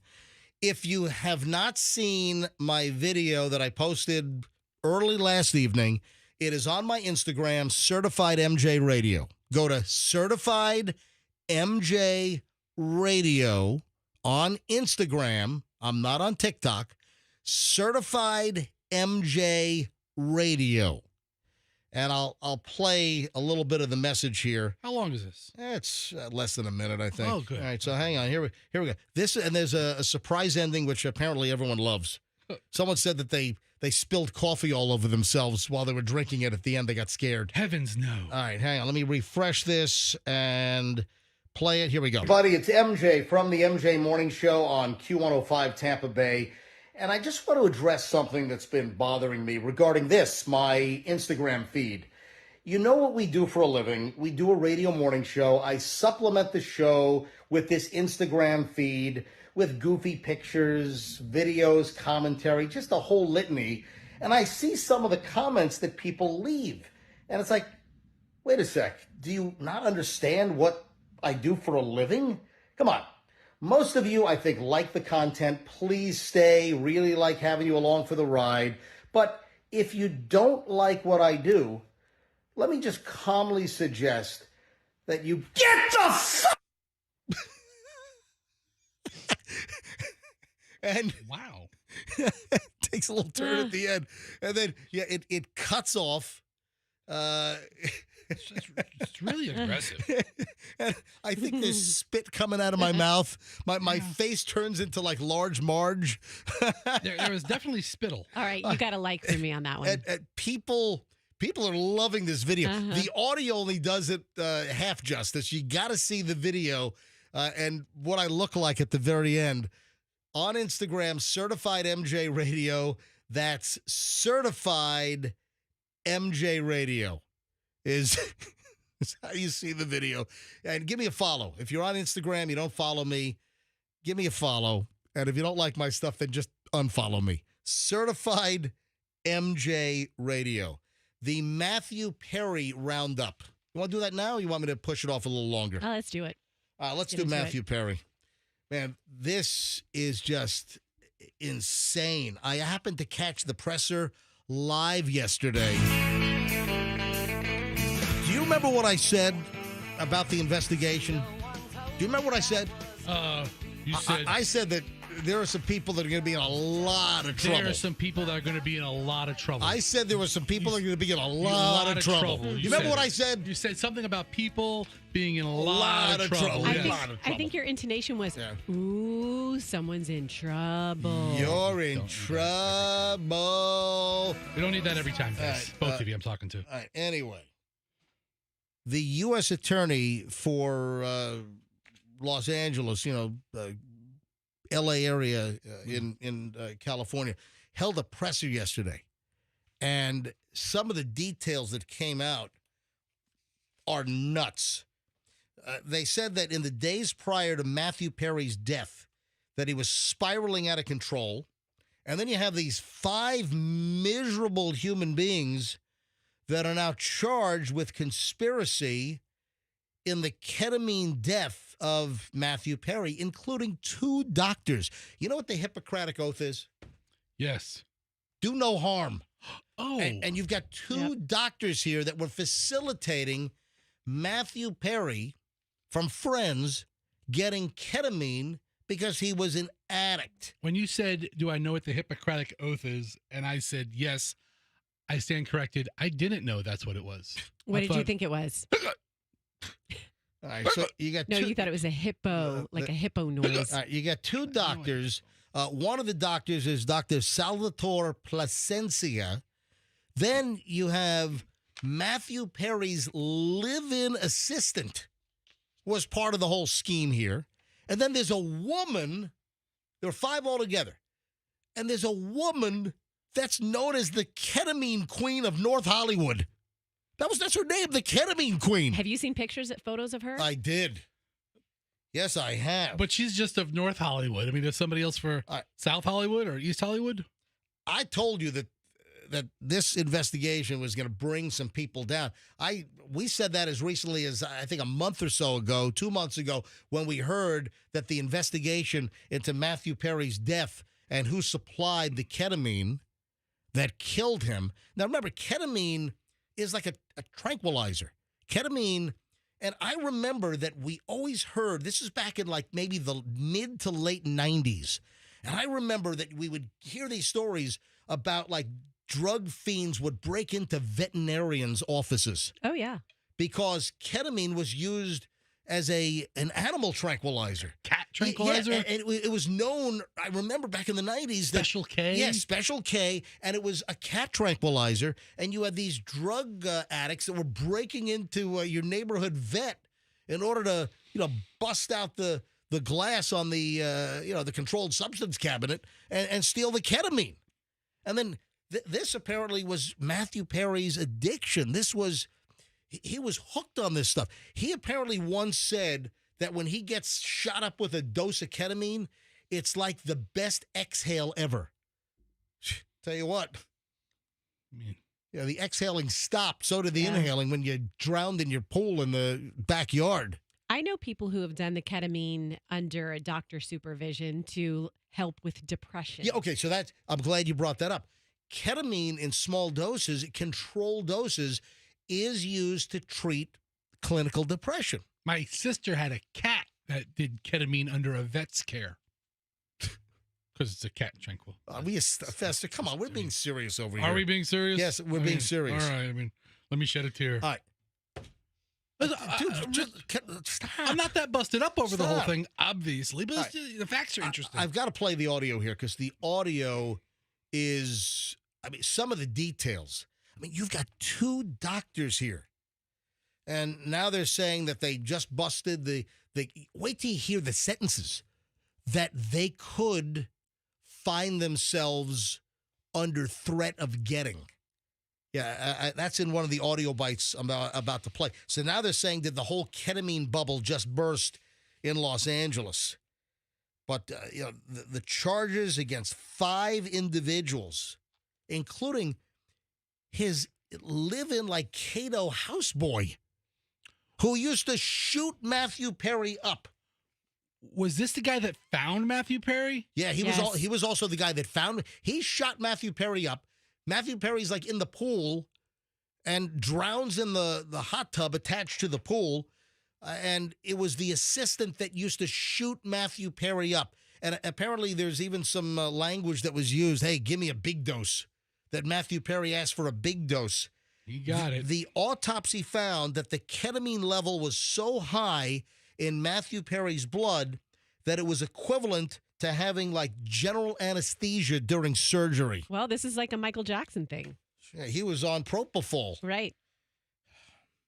The family, by the way, is speaking out. I'll get to that here in a second.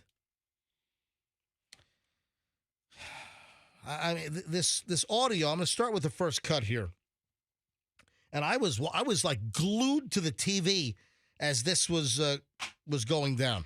All right, so this is the U.S. attorney for Los Angeles, and his name is Martin Estrada. And this guy delivered, pretty serious press conference yesterday. All right, so here's the first cut I want you to hear. Good morning. My name is Martin Estrada. I'm the United States attorney based in Los Angeles. We're here today with our law enforcement partners to announce federal criminal charges related to the death of the actor Matthew Perry.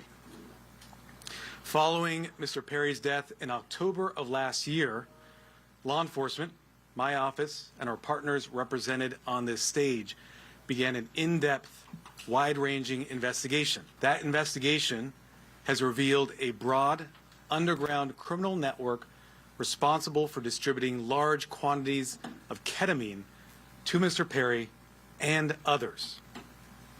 This network included a live-in assistant, various go-betweens, 2 medical doctors, and a major source of drug supply known as, quote, the ketamine queen. The ketamine queen of North Hollywood. We charged 5 defendants in this matter. These defendants took advantage of Mr. Perry's addiction issues to enrich themselves. They knew what they were doing was wrong. They knew what they were doing was risking great danger to Mr. Perry, but they did it anyways. Yep. In the end, these defendants were more interested in profiting off Mr. Perry than caring for his well-being. I know he said anyways instead of anyways. Because it's a word. Can we stop? Anyways, they did it anyways. Yeah, I don't like when people say anyways. You don't like it, but it is a word. Anyway just makes you sound.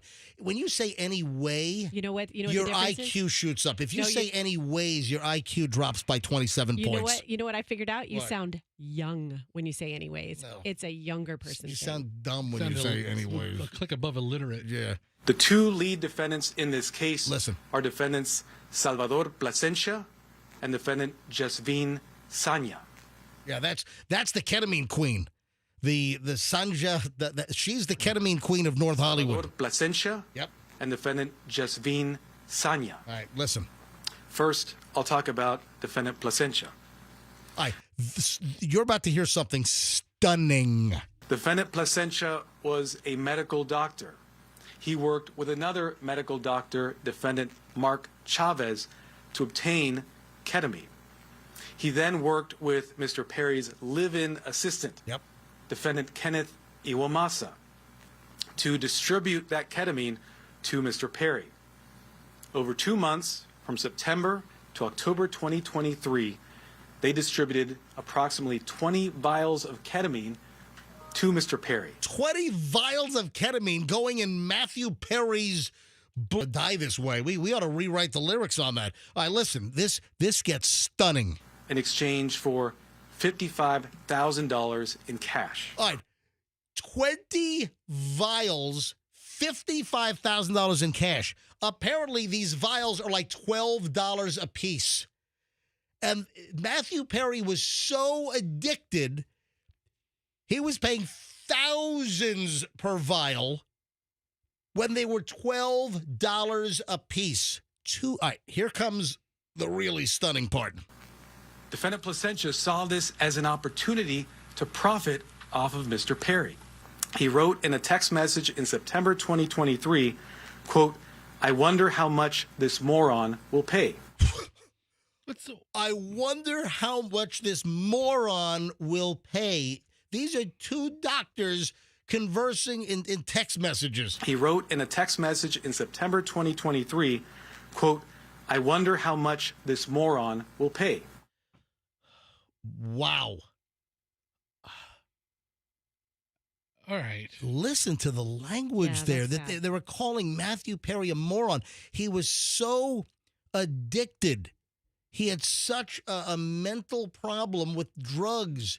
They're calling him a moron because he was shelling over $55,000, where 20 vials is, $230 or something? And he paid So, $55,000 exactly. for $250 worth of drugs. 20 vials at about $12 a vial is $240. Matthew Perry paid $55,000 for essentially $240 worth of ketamine. Wow. That is, they called him a moron. He also stated in text messages that he wanted to be Mr. Perry's sole source of supply. Wow. He wrote in a text message that he wanted to be Mr. Perry's, quote, go-to for drugs. And then we have discussion of the cover-up. Listen to this. After Mr. Perry died, these defendants tried to cover up what they had done. On October 28th, after reading news reports of Mr. Perry's death, defendant Sanya wrote a text message to defendant Fleming saying, quote, delete all our messages. Huh. Likewise, after Mr. Perry's death, defendant Plasencia falsified medical records and notes to try to make it look like what he was doing was legitimate. It was not.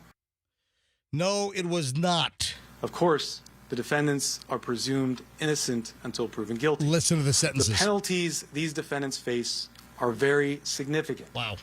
With regard to defendant Plasencia, the statutory maximum sentence he faces is 120 years in federal prison. Wow. With regard to defendant Sanya, the statutory maximum she faces is life imprisonment. That's the ketamine queen. Sanja is the ketamine queen of North Hollywood, and she faces life in prison. Wow. All right, I'm going to say something a little bit controversial that someone just texted me. Whoa. Someone I know. Okay. All right, everybody sit back. Sit back. Roxanne's going to say something controversial. Okay. These are obviously bad drug dealer people and need to have, legal action taken against them. Okay. Extraordinary legal action. Okay. But one of my friends just hit me up and said, is it weird that I don't like blaming people? Matthew Perry was a big boy and chose to get drugs. Oh, there's no doubt. That's not controversial. Yeah. No. What? Yes. And said furthermore, he was a moron. He did make a choice. You do get to make choices. He was in rehab before. Obviously, he fell off the wagon. These doctors and the ketamine queen took advantage of him falling off the wagon. Yeah, but especially with drugs, I mean, yeah, you make a choice to do the drugs, but the people who supply them pay penalties after the fact. Yeah, That's why we arrest drug Matthew dealers. Perry was a sick man. He had a disease with his addiction. And these guys should have offered him a salad instead, something a little healthier for him. Yeah. Mm. All right. Yeah. Here's Obviously, these weren't his friends. Clearly. This is the DEA administrator. Listen to this at the presser. Last cut. Matthew Perry sought treatment for depression and anxiety and went to a local clinic where he became addicted to intravenous ketamine. When clinic doctors refused to increase his dosage, he turned to unscrupulous doctors who saw Perry as a way to make quick money. A lot of money. That's Ann Milgram, who's a DEA administrator. Anyway, I just thought that presser was stunning yesterday. And the doctors, licensed doctors in California, called him a moron. Let's see how much money this moron will pay for this ketamine. Wow. All right. You know, I wonder, even with someone who has Matthew Perry's addiction problems, should have even sought out any sort of ketamine treatment from the legit doctors who weren't going to overprescribe And him. you know who Matthew Perry's stepfather is, right? Or was? Yes. Yeah, I do. He's a big time, is it a producer? No, it's What is he? not. No, you're way It's off the base. guy from Dateline. Oh, would that talk. guy. It's That's right. Keith Morrison. Her name was Roxanne. And then she was wrong. We have, exactly. yes. And then, Fester, Yes. we have the devious ketamine queen of North Hollywood. Oh, she was a naughty one. Yes, she Oh, yeah. was. Keith Morrison, the storyteller. That was Matthew Perry's stepfather. Hello, I'm Keith Morrison, and this is a Dateline mini mystery. Yes, a mini mystery. Where did Matthew get the ketamine? That's the next question. Does Keith Morrison get the voiceover gig for his own stepson's story? You may not know that there's a good deal more story you're going to want to hear about. And that is the subject of our Dateline show. Yes, it is. The ketamine connection. Ooh. What was it that killed Matthew Perry in the hot tub on Dateline? I'm going to do the rest of the show in Keith Morrison voice. You? What do you think of that? Oh, dear. You should. Yes. Oh, dear. Oh, man. All right. Anything else before we move on? I I think we covered it. Yeah, you're the one with all the audio clips of these boring people using the word anyways. I have the latest creepy plane story. How are people getting on airplanes without, like, legit boarding passes for that flight? Why is there, like, an epidemic of this going on? I don't get it. I got another story in a second. First, though, just quickly, I'm going to get right into that. First, it starts on Monday morning at 8 o'clock. Monday morning, 8 o'clock, ladies and gentlemen, it's the MJ Morning Show Inflation Smasher. Yeah, we're smashing inflation here on the MJ Morning Show. We're giving you a chance to win up to $1,000 in cash. Now, this is not a national contest. This is local only on the MJ Morning Show on Q105 and on Gino's show in the afternoon.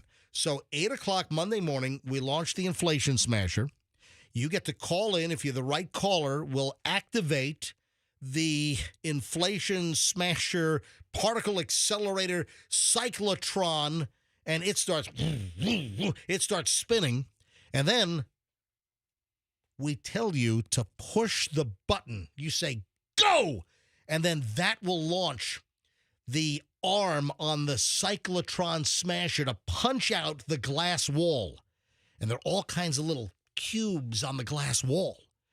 Where will the punch land? Which glass locker will be punched out? And how much money's inside? And then you get that cash. Nothing less than $500, and it could be as much as $1,000. So the MJ Morning Show Inflation Smasher starts Monday morning, 8 o'clock, right here on the MJ Morning Show on Q105. Now, and it's 104.7 FM if you didn't know. This is just creepy. Lauren Benton. She figured something was not quite right. She was on a flight with her family. She knew something was wrong the minute she left the screening at the TSA. She was headed to the gate to her flight. She and her husband, Nathan, and their two chillins, aged 9 and 6, they were going back to Atlanta on Delta Airlines from Washington Dulles. Okay. Back on August 2nd. Denton, Lauren, she said that a man who was near her family at the checkpoint at TSA started following them to the gate. And at one point, she said the man even went into the women's restroom while Benton was in there with her daughter. This is a creepy story. Ooh. I'm Keith Morrison. The story of the airport. When we continue on Dateline. Anyway, she says the guy follows them into the ladies' room at the airport while she was in there with her daughter. She says, my heart sunk down into my stomach. Benton told USA Today. With our children, we were trying to create a perception that they were safe at all times. Benton said the man then continued to follow them even when her family got on the plane during the early boarding for, families, children, extra time, blah, blah, blah. Oh, my God. And the guy sat down in their row. That's crazy. Who is this guy? At that point, she knew that she needed to say something as her kids became more anxious. She calls the flight attendant over and discreetly says, hey, there's something going on here with this guy. Ultimately, the man was escorted off the plane. He did not have a boarding pass for the flight that he climbed on following this family. He just walked past the gate agent? How the hell does that happen? He apparently boarded with them, clung to them. This is weird. And then sits down in their row. He had a boarding pass valid for a different flight later in the day. What the hell? Was he mentally disturbed? He was not ticketed for that Delta flight. So they evacuated the whole plane. A security sweep was conducted. Flight was delayed. The whole process delayed the flight about 2 additional hours. Yeah, the TSA in Washington, which operates the Dulles airport security, acknowledged the incident. TSA told Benton it was investigating the incident, but in a statement to USA Today said there was no lapses at the checkpoint since the man had a valid boarding pass and ID. I agree with that. The lapse was at the gate agent when he walked onto the wrong flight. Why did the Delta agent allow this guy to get on without a boarding pass? Or if you have a boarding pass, or if you've got the mobile boarding pass on your app and you try to scan it at the gate and it's the wrong flight, it doesn't turn green. It turns red. It'll tell you. So how did the Delta gate? You got to pay attention to this stuff. Ooh, I think the Delta gate agent is in a little bit of trouble when we continue on Dateline. MJ, you need to stop it with that voice. Okay, Roxanne, I'll stop it. I'm trying to turn my ears off. I can't listen to that Keith voice anymore. Morrison voice. Matthew Perry's stepfather. I snuck on a plane one time, not intentionally. Were you a stowaway in a wheel well? Yep. From Colombia? I told you when I was in Houston, traveling to Phoenix and then traveling to California. Yes. And when I was in Phoenix, I had to get on a little tiny plane. Roxanne was in Phoenix, and she had to get on a tiny plane. Oh, this is the story. It is. Of Roxanne. It really was fearful. And the midget plane. Roxanne didn't like midget planes. Right. This voice is going to make me go crazy. Good. Hold on a sec, Roxanne. We have a Delta Gate agent on hold. Okay. Hang on a minute. Chris is a Delta Gate agent. Chris, welcome to the MJ Morning Show.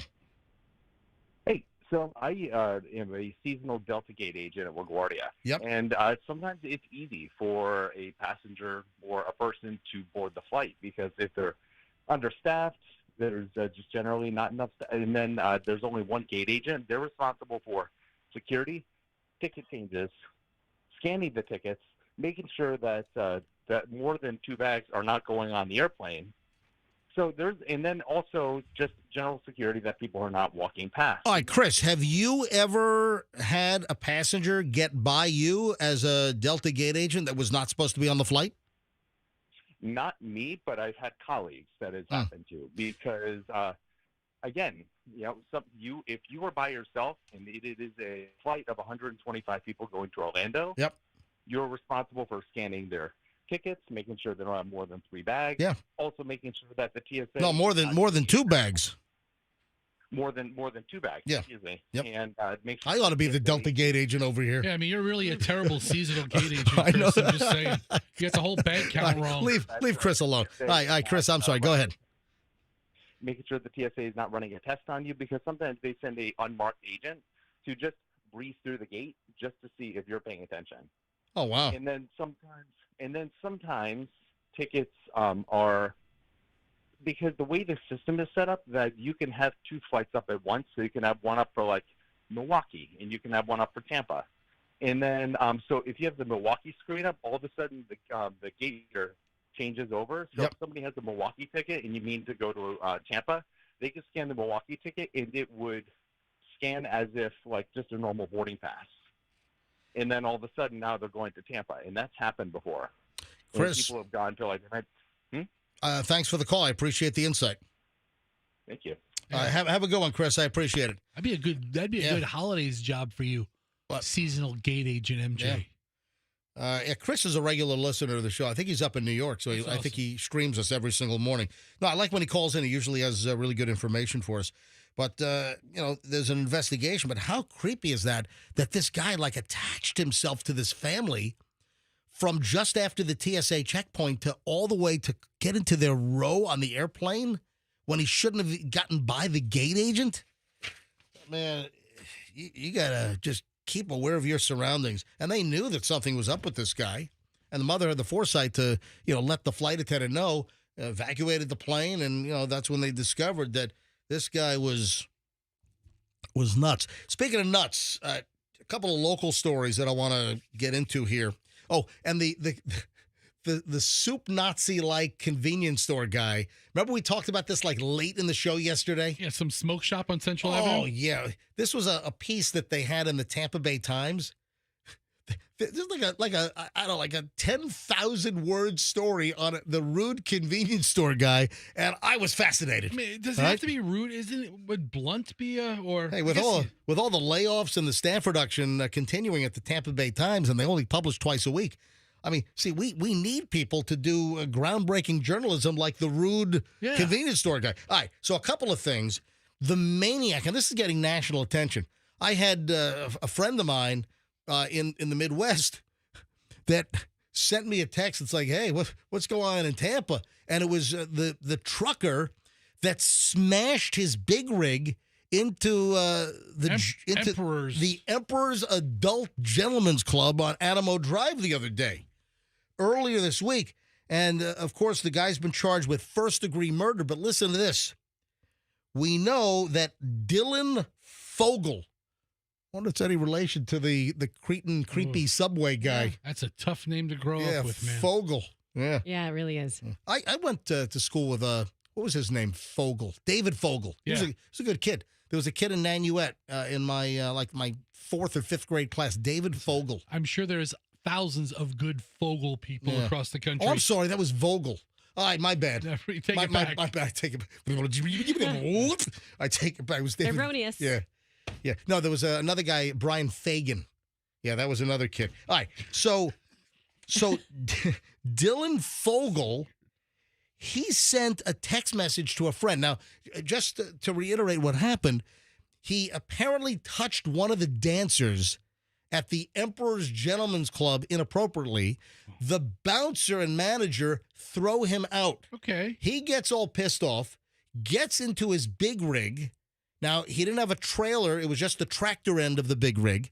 And he drives it into a group of people. He's trying to run over the bouncer and kill the guy that threw him out of the club and ends up striking an innocent bystander, killed him. This is all on Adamo Drive out near Brandon. Yeah. I mean, what is going on here? Listen to this. On Tuesday morning, this happened like at 4 o'clock in the morning. And this cretin, this Dylan Fogel, sent a text message to a friend which read, "Goodbye, I'm going to prison for vehicular manslaughter."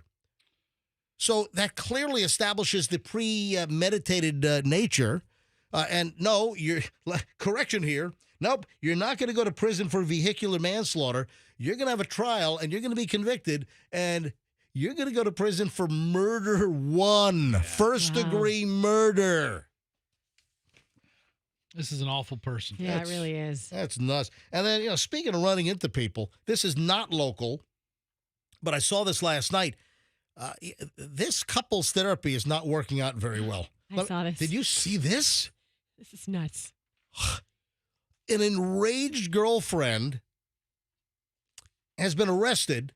She floored her car into her partner after he tried to end the relationship while they were getting ready to go to couples therapy for a session. Ooh. I wonder if that was their first session. My God. The victim and his girlfriend, Veronica Rolene Gast. I'm aghast at this story. 30, had been driving to the therapy session in Fergus Falls, Minnesota, when an argument allegedly erupted between them. The couple already had been fighting all day with a boyfriend who was not identified. Suddenly dropped that he didn't think that their relationship was working anymore. Furious Gas then allegedly stopped the car in the middle of traffic and demanded that he get out of the car. Get out. As the boyfriend was walking in front of the vehicle to get to the sidewalk, Gas stared him down, floored the car, and attempted to mow him over. Man. The victim told cops that he was thrown onto the windshield and over the car's hood, leaving him with an injured back, cut right elbow. Gas later copped to running over the boyfriend. He's lucky he survived. But claimed it was an accident because she was upset and not paying attention. Now, she was charged with second-degree assault, gross negligence, domestic assault, criminal vehicular operation, bodily harm, gross negligence, domestic assault in the wake of the saga here. And this is not the girlfriend that you should have. You're making me lose my mind. I'm leaving the next time I hear that voice. I'm going to take a little break. Okay, I have to tell you something very important. They've only been dating for about a year. Ooh. That's significant, dating for a year. Yeah, but here's my overall point for everybody. If you are dating for a year and you need couples therapy, you don't need couples therapy. You just need to break up. What's the threshold, Rox, for, hey, let's go to therapy and make this work, or, hey, let's just go different ways? I have a threshold that's, I guess you would call it very low or very high. If you're not married, don't even go to the therapy. All right? Yeah. Just break up. Just walk away. People go to therapy to save marriages, not boyfriendhoods. Yeah. If you're to the point where you need therapy in a couple's relationship, just walk away. That's all right. You'll find somebody else. Yeah. Next. I just saw, someone sent me a link to a story. Right. I've never heard of this source, so I don't want to blurt it out. I just saw a story about an unruly passenger that has just been dealt a big fine. I just want to make sure that, because I have no idea what this source is, but I just was like reading the headline. I go, oh my God. What happened? I want to verify it. So it'll probably be in the next segment. Okay. Is what I'm thinking. Hey, guess who's in the news again? Guess who will not go away? Okay. Huck to it. Oh. She was one of my 4 guesses. Huck to it. Oh, Dude, one move in bed that makes a man go crazy every time. Oh, you gotta give him that huck to it and spit on that thing. You get me? And she's back. Can I ask, why the hell would a Major League Baseball team invite her to throw out the first pitch? All right, hold on. There's like two different classes of major league teams. There's really, really great teams and really, really low rent teams. This can't be like a heritage team like the Yankees or the Red Sox. It's the freaking New York Mets. Okay, that's the bastard orphans team of the city. Wait, this is. Well, there's a lot of spitting in baseball. There's two. Yeah, you know what, Roxanne? That's a brilliant point. Hey, come over here. Spit on my bat. Spitting on their hands, chewing tobacco, spitting sunflower seeds. How all does this kinds. girl not have a sunflower seed endorsement? She really needs one. No question. Haley Welch, who, as you know, went viral as the Hawk Tua girl. Good for her. Threw out the first pitch at Citi Field for the Mets versus the Athletics yesterday. What? What? Really? The Hawk Tua girl has been invited to throw out the first pitch? That's awesome. Come on, can't you find like a Make-A-Wish kid? Please. Stop. The Make-A-Wish kid wanted to meet the Hawk Tua girl. No, he didn't. Come on. There are so many better first pitchers that you can select other than the Hawk Tua girl. Everybody just wants to see her spit on her hands before she throws that, you know. Can you find a local radio personality to throw out the first pitch? Is Len Berman available? Oh, God. Get him out. Drag his old dead ass out there. God. MJ, listen, she is a figure of pop culture for this moment. Her 15 minutes are about up. I mean, I think the Olympics kind of just completely wiped her off the page. Yeah. But she has a little bit left in her tank. You know, I'm surprised NBC didn't have her commenting on gymnastics. You know. You ever see the Olympians like spit on their hands? Yeah, exactly. Yeah. And then they do the chalk thing. To cling on to the uneven bars, you got to go. Yeah, spit on that thing. I can't think of anybody I would rather have seen give commentary next to Snoop Dogg than the Hawk Tua girl. We got to talk about this convenience store guy. It's a smoke shop. It's not a convenience store. Well, but they sell snacks and they have convenience store items. All right. Yeah. All yeah. right. They sell munchies and snacks. Anyway, has anyone been to Tubular Tokes on Central Avenue in St. Pete? I brought this up late in the show yesterday. I think it was the very last segment. I'm like, we got to talk about this again. We got to find out if any of our listeners have been to this Tubular Tokes. Because there's a massive article in the Tampa Bay Times a couple of days ago, and I'm like, Mike, what is going on here? This guy is deliberately rude to customers. And I don't know if some people consider it a novelty. You know, the guy's name is Skylar Strickland, and he owns Tubular Tokes. His reputation for rudeness arose almost as soon as the shop opened 6 years ago. Customers seeking a pack of smokes or a bag of Cheetos said the 35-year-old owner has told them bluntly to move. You're taking up space. Get the phone number. Let's call him up. They open at 10 a.m. Oh, son, really? Yeah, I mean, I know I like my smoke shops to be open at 8:40 in the morning, but they open at 10. I need some Kratom right now. I had multiple people hit me on DMs yesterday who know this guy, who go there. I'm trying to find them, but one of them said he's really cool. Like, he's an awesome guy. He sounds like a good guy who's just a little direct with his verbiage. Hurry up. You're taking up space. Yeah. Hey, speak English. Another first timer was taken aback after the guy says, you know, he pushes the stuff and here's your here's your stuff, the S-bomb, instead of a thank you, apparently. The owner, the Strickland guy, says, hey, any publicity is good publicity. Yeah. He been called the vape Nazi. So I guess they sell smoke stuff. Vapes. Yeah. I'm sure they sell glass pipes. For tobacco use only. And Cheetos and stuff like that. So has anyone been there? Has anyone been to this Tubular Tokes? Has anyone been talked to by this guy? Anyone listening? 800-990-1047. 800-990-1047 if you've had any kind of experience.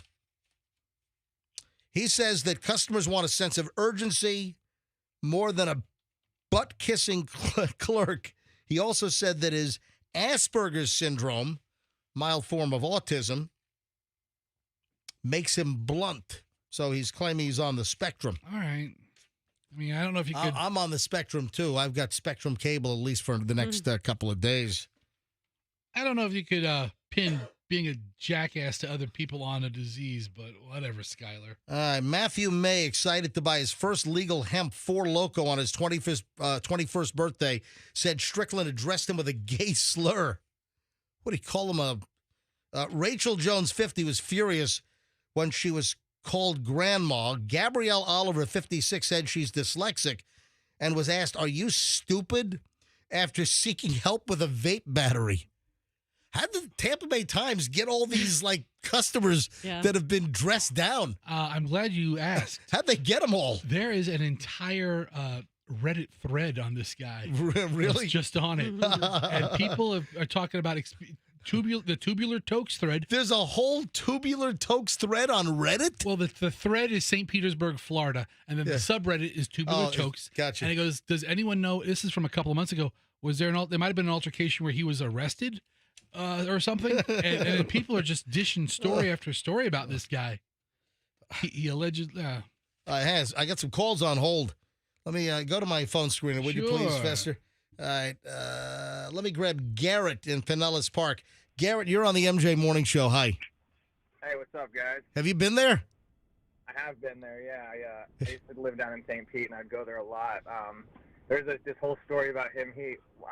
I had just been there that night, and then apparently some lady was doing something outside. I think she was either loitering or something, and he went outside, and there was an altercation, and he kicked her and kind of attacked the lady. Yeah, was that what he might have been arrested for? I believe that's what he was arrested for. Oh my the Reddit post says he allegedly punched a woman or something. Look, Garrett's recounting what he knows. Garrett, was he ever rude to you? Did he ever hit you with any verbiage? Yeah, one time I asked him for a vape, and I pointed at it because it was behind the counter, and he's like, "Be more specific. I don't know what you're effing trying to get." And I'm like, "Oh my God." Oh my God. Use your words. You're pointing at the vape behind him, and he's like, "Be more specific. I don't know what you're effing trying to get." Yeah, he's a pretty angry, aggressive little guy. Now, did you find it amusing? Was this part of a shtick, or were you like, "What the hell is going on here"?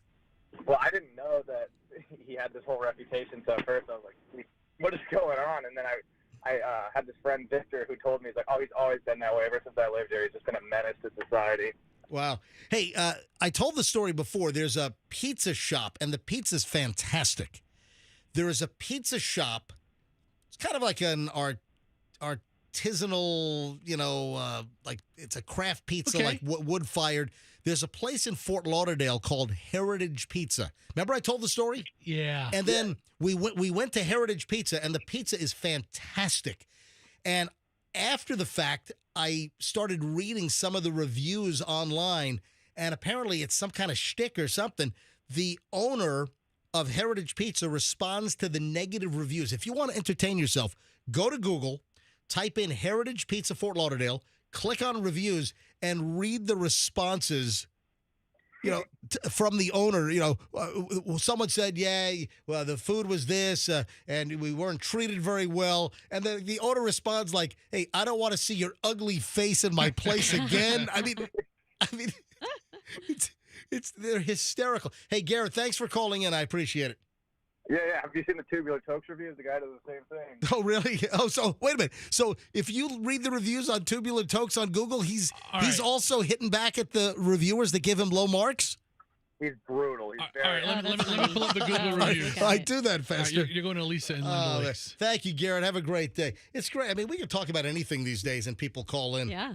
Yeah, that's why the measurement system is totally inaccurate. Lisa. Let me grab Lisa in, where's Lisa? Land O'Lakes. Lisa, you're on the MJ Morning Show. Hi.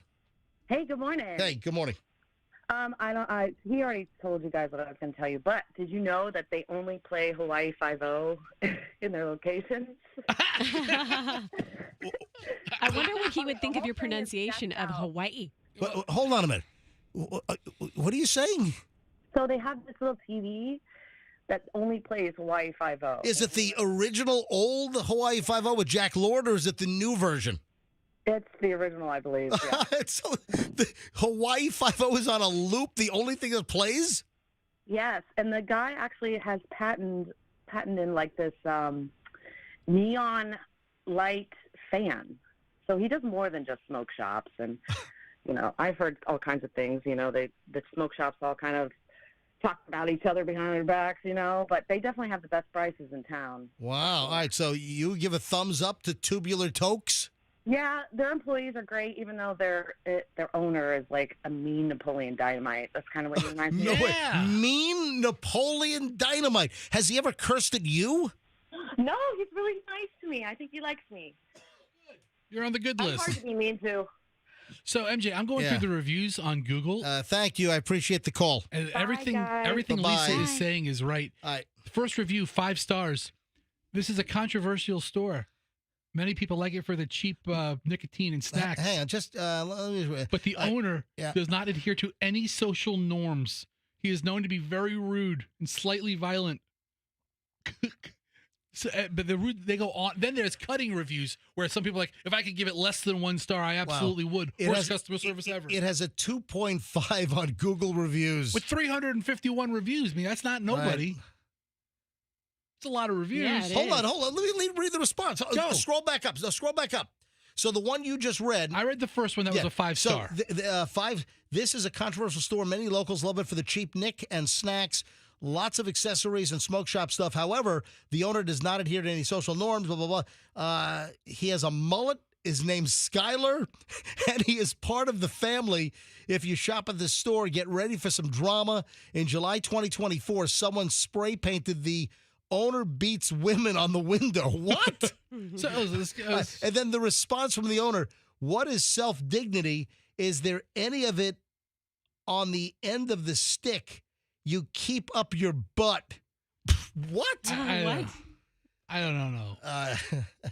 Anyway, I got to go there. Yeah. For what? A couple of vape pens? Yeah, I'm going to start vaping. You know what? Like a smokestack. You should. During commercial breaks, that people see you blowing smoke underneath the console? Yeah, that's amazing. All right, when we get back, we have about an hour to go. We have a lot of stuff. Remember the woman that stole $1.5 million worth of chicken wings? We dealt with this earlier in the week because she was sentenced to like 5 years or something. She's already been sentenced? I thought she was. Okay. I mean, maybe we're on the tail end No. Bring up the story. Yeah, the last story, she was sentenced to 5 years. Okay. Yeah, this was the lunchroom lady at a school system in Illinois. She was ordering chicken wings, and they were like going out the back door. I mean, they weren't even using she stole 11,000 cases of chicken wing. Anyway, she was sentenced. We had that update like earlier in the week. She was sentenced to 9 years. I'm sorry, 9 years. Now there's a whole new story on the chicken wing thief lady. We'll get to that coming up in a minute. I got to verify this other airplane story to see if it's accurate because I don't know the source. Anyway, there's a lot of stuff we got to get. Oh, did you see the woman with the crazy big tongue? Oh, no. You know what I just said? The woman with the crazy woman with crazy big tongue is coming up next. Oh, and then Subway, the Subway sandwich chain, who did a ton of advertising in the last year and a half. They're in panic mode. Why is Subway in panic mode? That, and I'm going through we got a lot of stuff. We're loaded. Folks, don't move. We're packed in the 9 o'clock hour. Whatever you do, always figure out a way to listen to our 9 o'clock hour. If you get to work, just listen to us on a regular radio. Listen to us on your phone. You can stream us on all the apps. Just search for Q105 Tampa. If you get to your desk, go to mjmorningshow.com. The upper right-hand corner, there's a red button that says Listen Live. Will come out of your computer speakers. You can tell your smart speaker to play Q105 Tampa Bay, MJ Morning Show. I mean, there's just tons of ways to continue to listen when you get to work.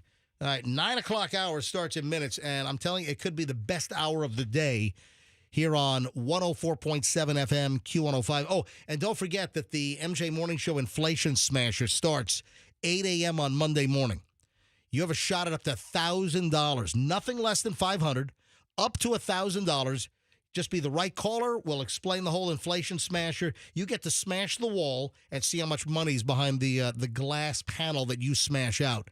And that starts Monday morning, 8 a.m., and then it'll happen at 3 p.m. or so, or after 3 also. All next week. We're doing this for a couple of weeks, folks, with the MJ Morning Show Inflation Smasher here on Q105. I got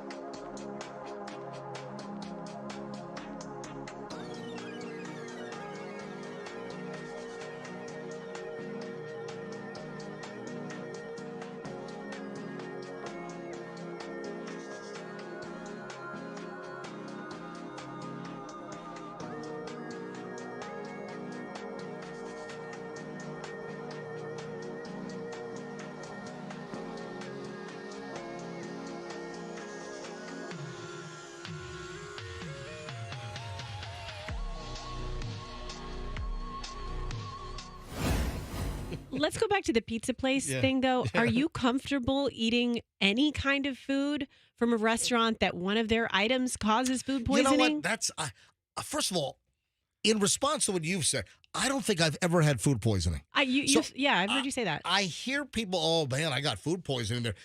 I've never had, I don't think, food poisoning, or maybe I have, but I'm able to fight it off. I don't think I've ever had. Let me put it this way: I've never had food poisoning to the degree that I've heard people express what happened to them when they think they had food poisoning. It just never happened to me. Yeah, it usually hits about 6 hours later. Holy God! Yeah. And I find that I've had it most often traveling, because you go to a restaurant you've never been to and you try something that, it doesn't.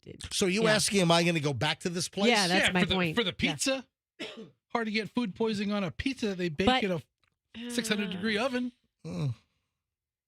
I think the oven's more like 750 to 800. Okay. Yeah, just a guess. I got to talk about this tongue lady. Fester. Yes. Type in Texas woman's tongue is world's widest. This lady's tongue is like as wide as a double E shoe. And I mean, you look at this tongue, you're like, how the hell can she talk? How is she? Look at this thing. Roxanne, take a look at, oh my God, look at her tongue. Describe that. That's not as, it's not even that's a wide tongue-like. tongue. Yeah. That is amazing. It's like poking out the sides of her mouth, like it's touching the corners. It's stretching her lips. Yeah. Like this, the edges, the corners of her mouth. The tongue is stuck out, and it's like it's beyond the edges of her mouth. I would like to see her talk. That's the point. Yeah. I'm from Texas. I got the world's widest. How could it's like? Look at that thing! Yeah, oh my gosh! It looks like she's gotten stung by like 150 bees. So it's like a little over 3 inches at its widest point, which is enormous. It's 3.11 inches is the width of her tongue. I mean, it is insane. It looks like her tongue can cover like her entire face.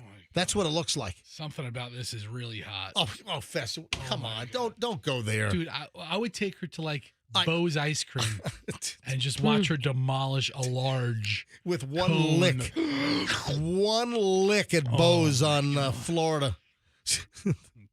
Classic old ice cream stand. That's real old Tampa right there. Yeah, it is. You go to Woes for a classic, man. Whenever I'm in the area, I'm just like magnetically drawn. Right to Woes. Yeah, I could be just passing Sly on 275, and I got to get off. Yep, let's get off. Let's get off. Yep, got to get off. Woes. Brittany Lacayo, probably. Yeah, Andrew says there's video for her talking. Andrew, where's the video? I saw it on UPI.com. All right, go to go to UPI.com apparently. UPI, okay. Yeah. And then here's a link. That's not it. Odd News Minute? I don't know. Hey, Andrew, why don't you come in here and find the audio? I'd like to hear her speak. Why don't you hurry up running here? Because I don't have a lot of time. Yeah, run fast. Yeah, bring this up. I want to hear the woman. She was awarded the Guinness World Record title for a 3.11-inch wide tongue. Brittany Lacayo told the organization she decided to apply for the title after learning about the former record holder, Emily Schlenker, whose tongue measured 2.89 inches.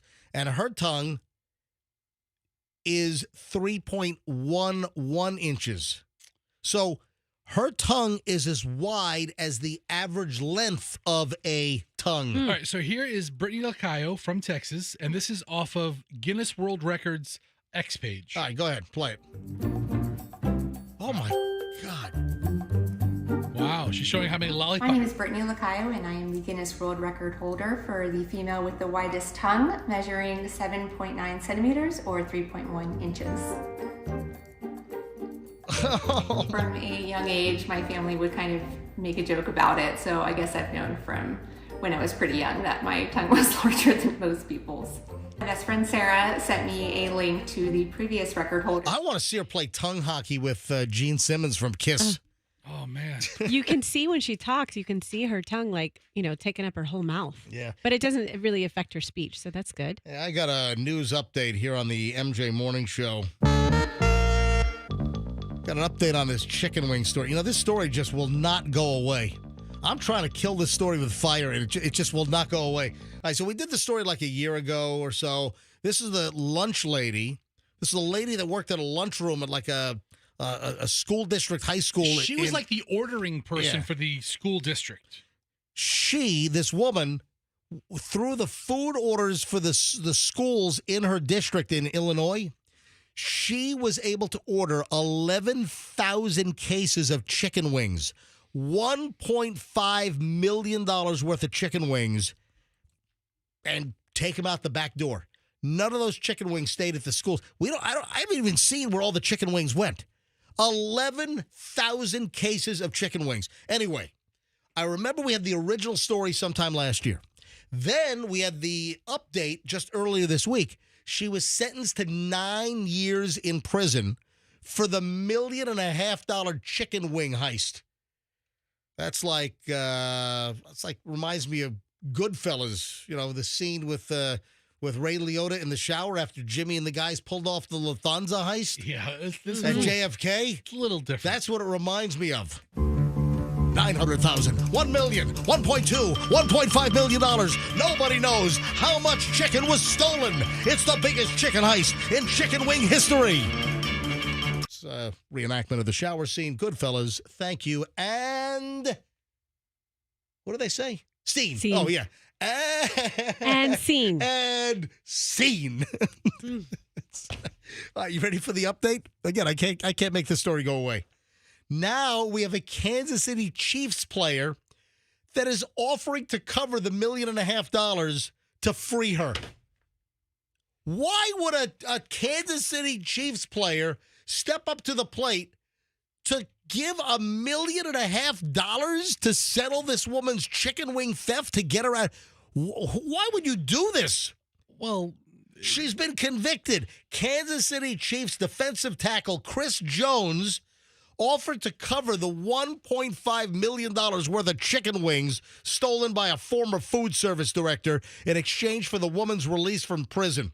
Vera Liddell, who served as the director role for the Harvey School District 152 near Chicago, is incarcerated at the Cook County Jail for theft and operating a criminal enterprise. She pleaded guilty August 9th to the charges and got a 9-year prison sentence. And now, hold on a sec. Why would this Kansas City Chiefs player want to give up $1.5 million? What is this guy insane? You know what? Somebody scoop his brain out of his head and check him for CTE, okay? For real. Right now. What's wrong with this guy? That's not exactly how the justice system works. And the woman, the lunch lady, 68 years old. And she's going to do a 9-year stretch along with Joliet Jake. And one soiled. So he just put up a post on his Twitter, on his X. I'll pay for the wings that she stole to get her free. That's all he put out there. He didn't like have a big press conference. It doesn't work that way, Chris Jones from the Kansas City Chiefs. Yeah, it doesn't quite work that way. That is nuts. I just want to know, what did she do with the damn chicken wings? 11. So between August and November of 2021, Liddell ordered more than 11,000 cases of chicken wings from the food provider and then picked up the orders in a district cargo van, and they never made it to the school. So where the hell... I mean, did she have some kind of backdoor deal at B-Dubs or something? Or right? Where did the wings go? You have to think it went to a restaurant or another kind of store. 11th, who were paying her like pennies on the dollar. So the school district was covering the $1.5 million, and she might have been selling the wings. Maybe she walked away with $500,000 or something. I mean, I got to believe the forensic accounting figured this out. Yeah. You're in prison for 9 years. You're an old lunch lady. Do they put you in the kitchen? That's nuts, so. All right. They have to. Right? I mean, yeah, you should have experience. All right, speaking of food, Subway. I haven't been to a Subway in a very, very long time. Maybe that's part of the issue at Subway. Aren't they the biggest franchise restaurant in the world, Subway? I think there are more Subways around the planet than any other fast food operation. You know, I've never taken my kids to Subway. Maybe Doug has taken them in the past. I don't know, but I've never taken them. And every time we pass a Subway, they're like, let's go, let's go. And I don't know why I haven't taken them there, but. Oh, speaking of subs, I got a text the other day from Mickey. Okay. Let's see if I can find it. Oh, here, Mickey. Mickey from Mickey Subs. Oh, okay. Which, remember, a Those year are ago. good. Yeah, Yeah. a year ago, Mickey Subs was named the best cheap eats in America, according to USA Today. And they have their 5-year anniversary coming up on August 17th. Yeah, 5:50 p.m. to 9? That's a weird time. Well, it's 5-year anniversary, so it's 5:50. 5:50 p.m. Yeah, they're having a big anniversary. Why isn't it 5:55, Mickey? 20,629 Subway locations. That's a lot. And then there's only 13,529 McDonald's locations. All right, so here's the deal. There was a story that came out. There was a New York Post business exclusive that Subway was calling an emergency meeting with franchisees because sales were plummeting. Subway called a hasty meeting with franchisees of its 19,000 North American sandwich shops as they grapple with faltering sales and profits. The New York Post has learned the fast food giant, which sold itself in April for $9 billion to Rourke Capital, the owner of Dunkin', Arby's, and the Cheesecake Factory. Why did they pay $9 billion? You'd think if the sales were falling off, they could have got more of a fire sale price for buying Subway. So this was like an essential emergency meeting, and they're trying to figure out how the hell are they going to stall the plummeting sales. You had all those celebrities. Oh, well, they were the official like Subway sandwich or restaurant or fast food place of the NFL. Right. Tom Brady was in the commercials. Hang on, I have the list. Lots of endorsers. I have a partial list. Subway, in order to try to reverse flagging sales, they hired at enormous expense. And remember those TV commercials, if you think back over the last year and a half maybe, those Subway commercials with high-priced celebrity endorsers were everywhere. Travis Kelce, Tom Brady, Simone Biles, Patrick Mahomes, Steph Curry, Serena Williams, Jimmy Garoppolo, Peyton Manning, Jason Tatum, Justin Herbert, Rafael Nadal. A lot of big stars. I mean, just Charles Barkley, Tony Romo. It doesn't stop. Rob Gronkowski. I mean, it was a Derek Jeter. I mean, do you know how much how much did they pay Derek Jeter to appear in a commercial for a half second? I have no idea. And say, this is good. They gave him a coupon book for free $5 footlongs. Yep. Anyway, so we now know what they said in the meeting. They also had this whole launch of like desserts. They were selling like a 12-inch pretzel stick and a giant like chocolate chip cookie log or something. Giant cookie. They had a churro, I think, that just came out recently. A pretzel stick. Yeah. And I guess those are a failure. I haven't. I eat almost everything. I haven't tried any of the footlong things. Listen to the follow-up. Subway to launch value meals, including $6.99 footlongs this month after snack promotion bust. So I guess they're little snacks, like the pretzel stick and the churro. It didn't work. No. So now they're going to launch a $6.99 promotion for a different footlong sub every day for online orders. And it's apparently going to be a 2-week run. They're just trying to get people back into the sub. There are too many Subways also. And, you have certain Subway franchisees that got just hosed because then they allowed another Subway to open up like 10 feet away. Here's the thing with Subway, MJ, a lot of the locations are jammed in unconventional spots, like in the back of a gas station or something like that. They're not all freestanding buildings. True. You like number 4. Yeah, there's the hemorrhoid doctor on Henderson in Tampa. Yeah. I think there's a Subway in there. Hemorrhoids on Henderson, yeah. Dr. Ass, I think, is the guy's name. You know when he calls a real bad case? The meatball sub. Yeah. Listen, but the number 4 franchise in the United States, MJ, you'd never guess, is Hunt's Brothers Pizza. What? Hunt's Brothers Pizza has more locations than Dunkin' Donuts. I've never heard of Hunt's Brothers because Pizza. Because they're all in gas stations around. Oh, is that like Chester's Fried Chicken? Yeah, but so there's no freestanding building, but that counts as I've never had Chester's Fried Chicken. You ever have Chester's Fried Chicken? Never.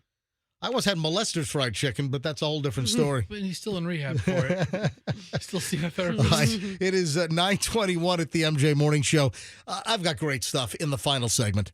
It is the final chunk of the MJ Morning Show next here on Q105. So listen, don't move. And then details on the massive, humongous MJ Morning Show inflation smasher, which occurs beginning Monday morning at 8 a.m. right here on the MJ Morning Show on Q105. Hey, my friend.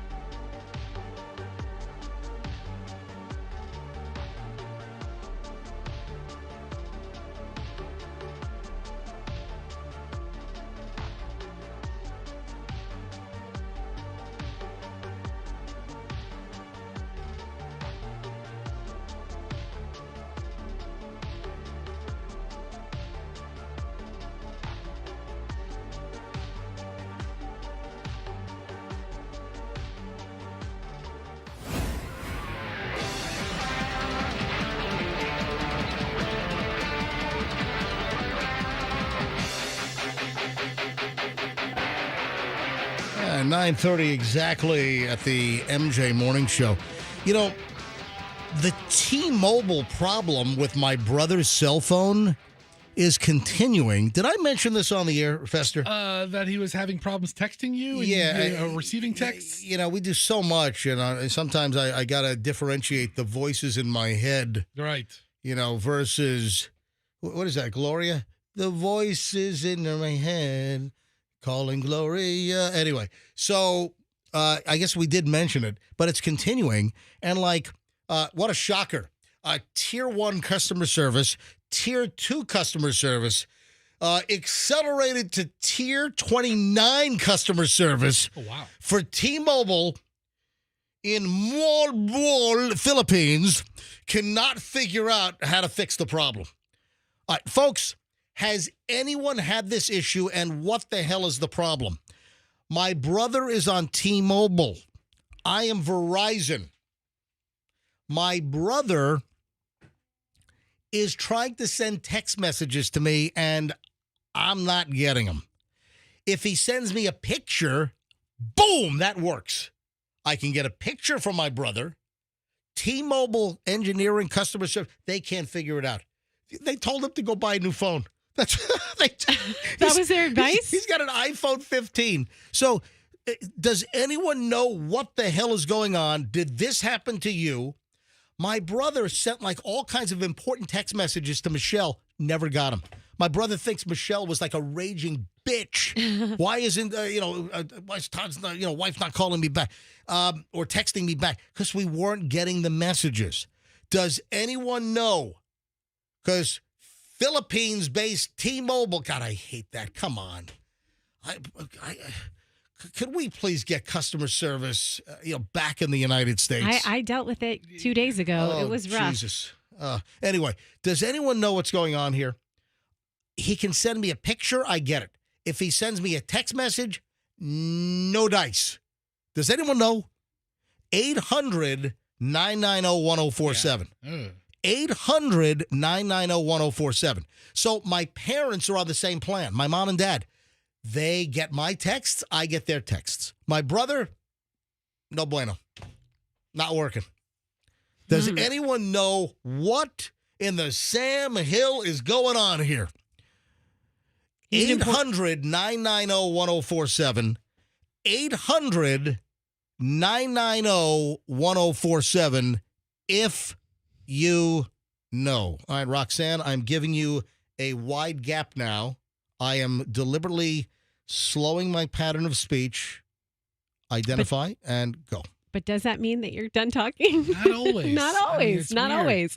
MJ, we are getting calls on this, first of all. And second of all, your brother's, he could miss some really important texts, like surgery related, like a patient needs help. I think he's getting texts.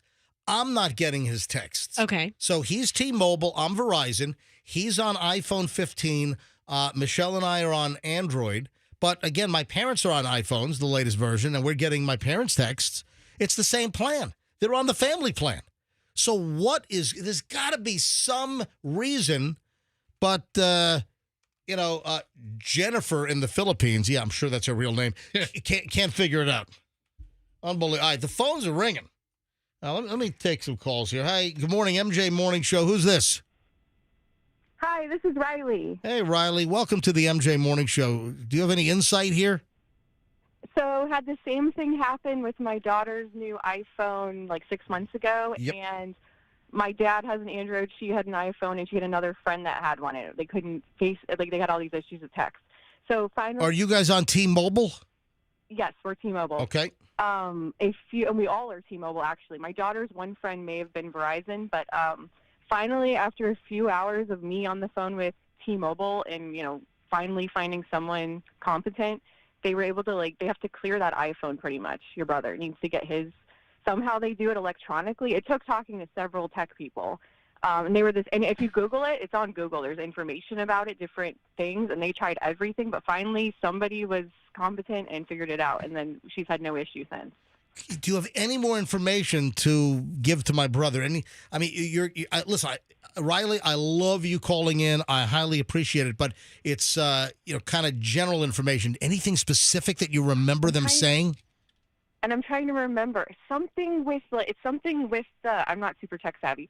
Something with the iPhone that something with, I don't know, between their, what's the number they use, the T-Mobile to activate it, something like that. Oh, the IMEI?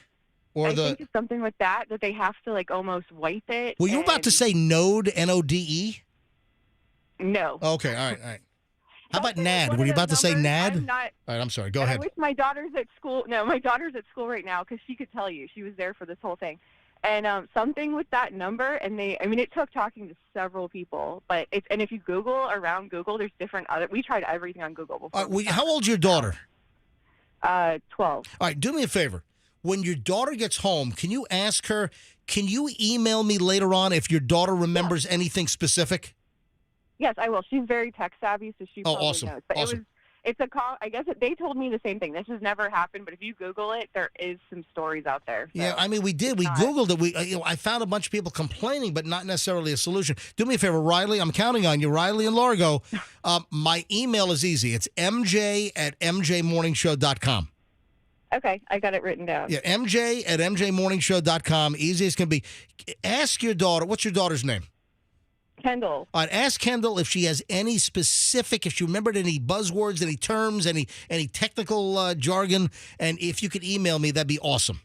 Yeah, no, I will. She's tech savvy, so she'll probably remember. But yeah, something weird they did and it took once they did it, it took like a minute, and then the thing worked. Yeah. So I was like, we're gonna have to buy another phone. So anyway, good luck. I'm counting on Riley and Kendall. I'll work on it for you. Not T-Mobile customer service. Thank you, Riley. Yeah, no problem. Have a good one. John's in Tampa. John, hi. You're on the MJ Morning Show. Hello. Hello. I had this happening with my phone. Hold on, say it again. I said I had this happening with my phone. The text messages weren't going. Yep.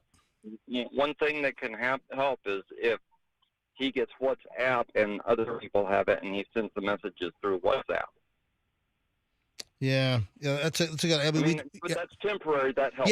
We both have WhatsApp. That's a way. Yeah, we can text message that way, and that I'm sure will work.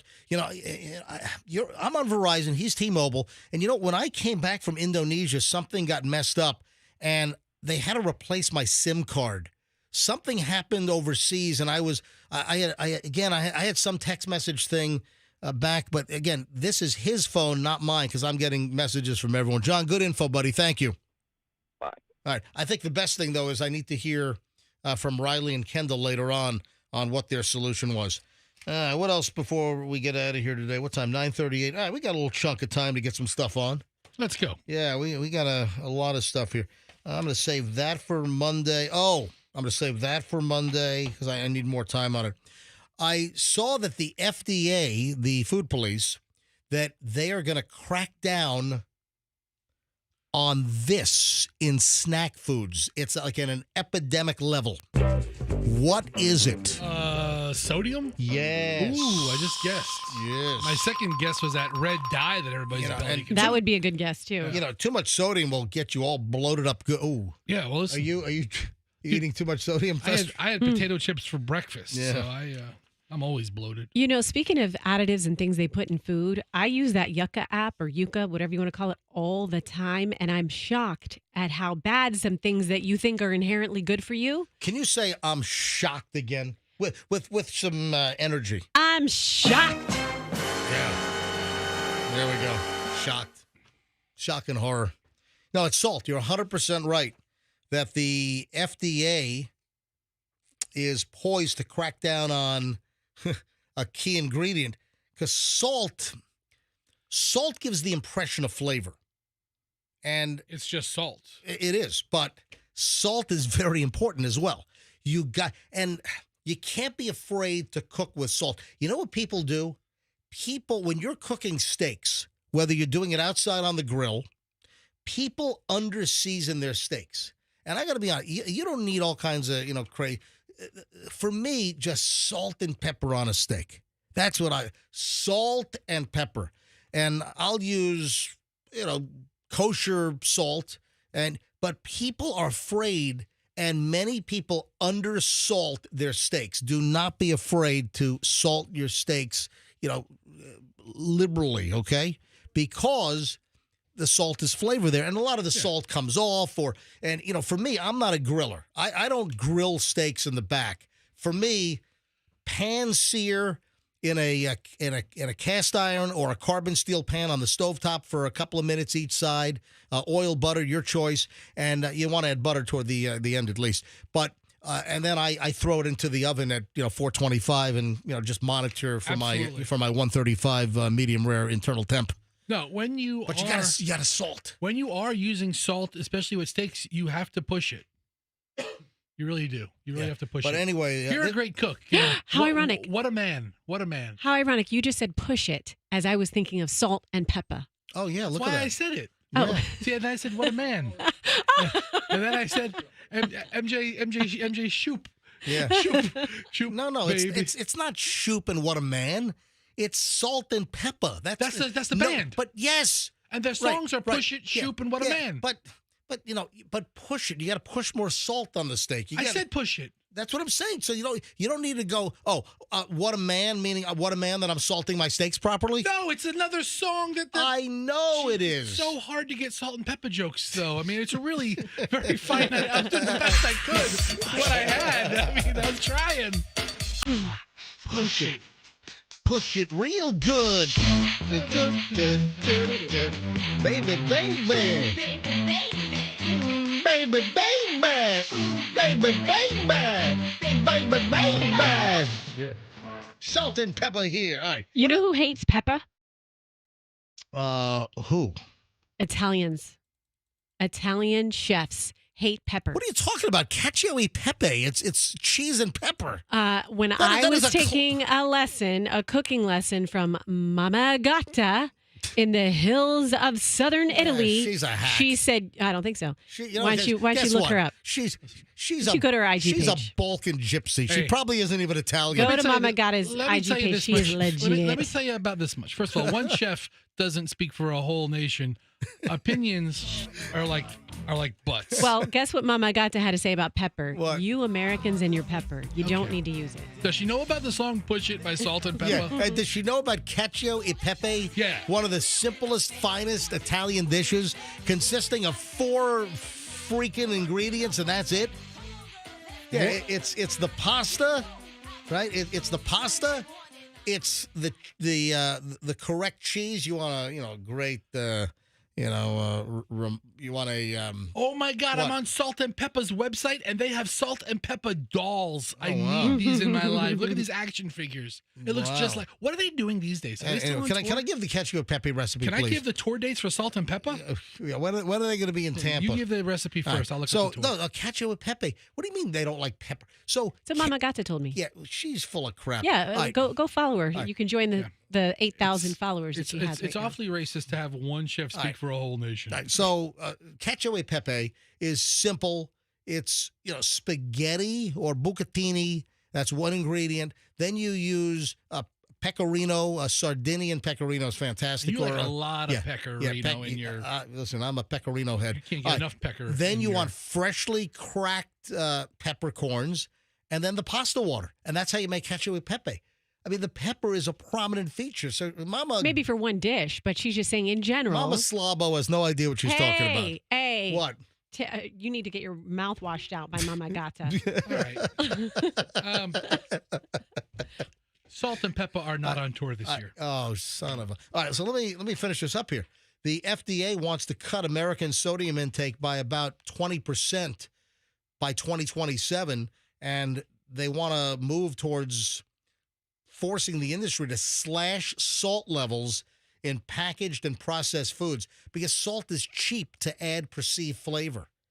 That's why there's so much sodium. Now, if you take a look at the amount of sodium in your food items, I mean, literally, start making a habit of looking at the labels and seeing what percentage of your daily allowance of sodium you're eating with just, a handful of the snacks that you're shoving into your gullet. Just take a look at that. By the way, I know a pepper that Fester's kids love. It's our favorite pepper. Yeah. I'm Peppa Pig. Yeah. This is my little brother. Yeah, what does Mama Slabo think about Peppa Pig? Pig. Rox? She loves them. You put in the meatballs. Because that's the key. You have pork and you have beef and you have all the fats from the meat, which you agree with that. You agree with Mama Gatta on that. Oh, finally today, we have a passing. And I bet you guys do not know his name, which is sad. There is a musical passing. I'm going to play 2 clips of 2 of his big hits. But I'm telling you right now, you are not going to be able to name this guy. If I offered you $1,000 right now, you would not be able to name the singer of this. You'll know the song, but you won't be able to name him. Here we go. Listen.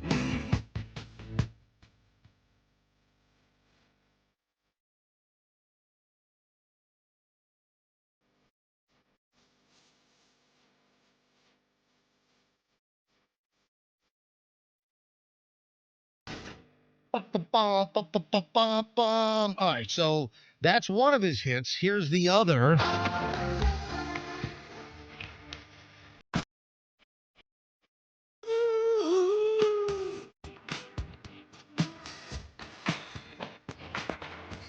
All right, so the first song is a much bigger hit than the second one. No, the actually, the is. second one was a bigger hit than the first one. But both of the songs were hits back in the 1980s. Greg Kihn. You didn't know that. She does the midday show on an 80s station. We don't play that. I don't think we play those songs. Andrew, are those songs in a rotation? They have been. We might have had them on for a while and pulled them off. All right, so you really legitimately knew that it was Greg Kihn? Did you see my hands touch my computer? That's why I had my hands up the whole time and staring at you. You should have let Rox talk it up. Yeah. Greg Kihn has passed away at the age of 75. He had a terrible battle with Alzheimer's at 75, and he passed away. You know what? I got to be honest. The whole Alzheimer's thing, that scares the crap out of me.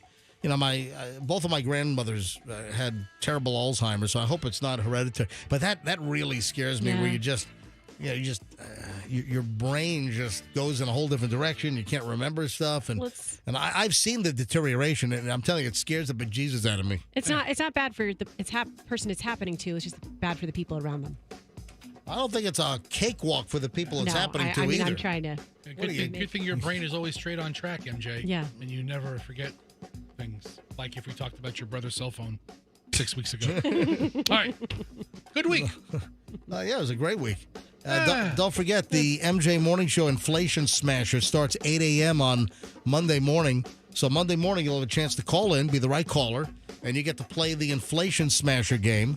The minimum you can win is $500, and it goes up to $1,000. The MJ Morning Show Inflation Smasher. This is a local contest, not one of those national contests. And it starts Monday morning right here on the MJ Morning Show. So it'll be 8 a.m. Every day, and then just after 3 p.m. in the afternoon with Gino's Pizza Man. You know, he's a Gino Pizza Roll heir. Did you know that? Yeah. He is. I don't know why he's working here, because he's got like $4 billion coming his way. He's rolling in pizza dough money. Yeah. All right, 9:49 at the MJ Morning Show. See you out and about this weekend, folks. If you ever see me, just come up and say hi. All right? And we'll see you back here Monday. MJ Morning Show on Q105, and let's be careful out there.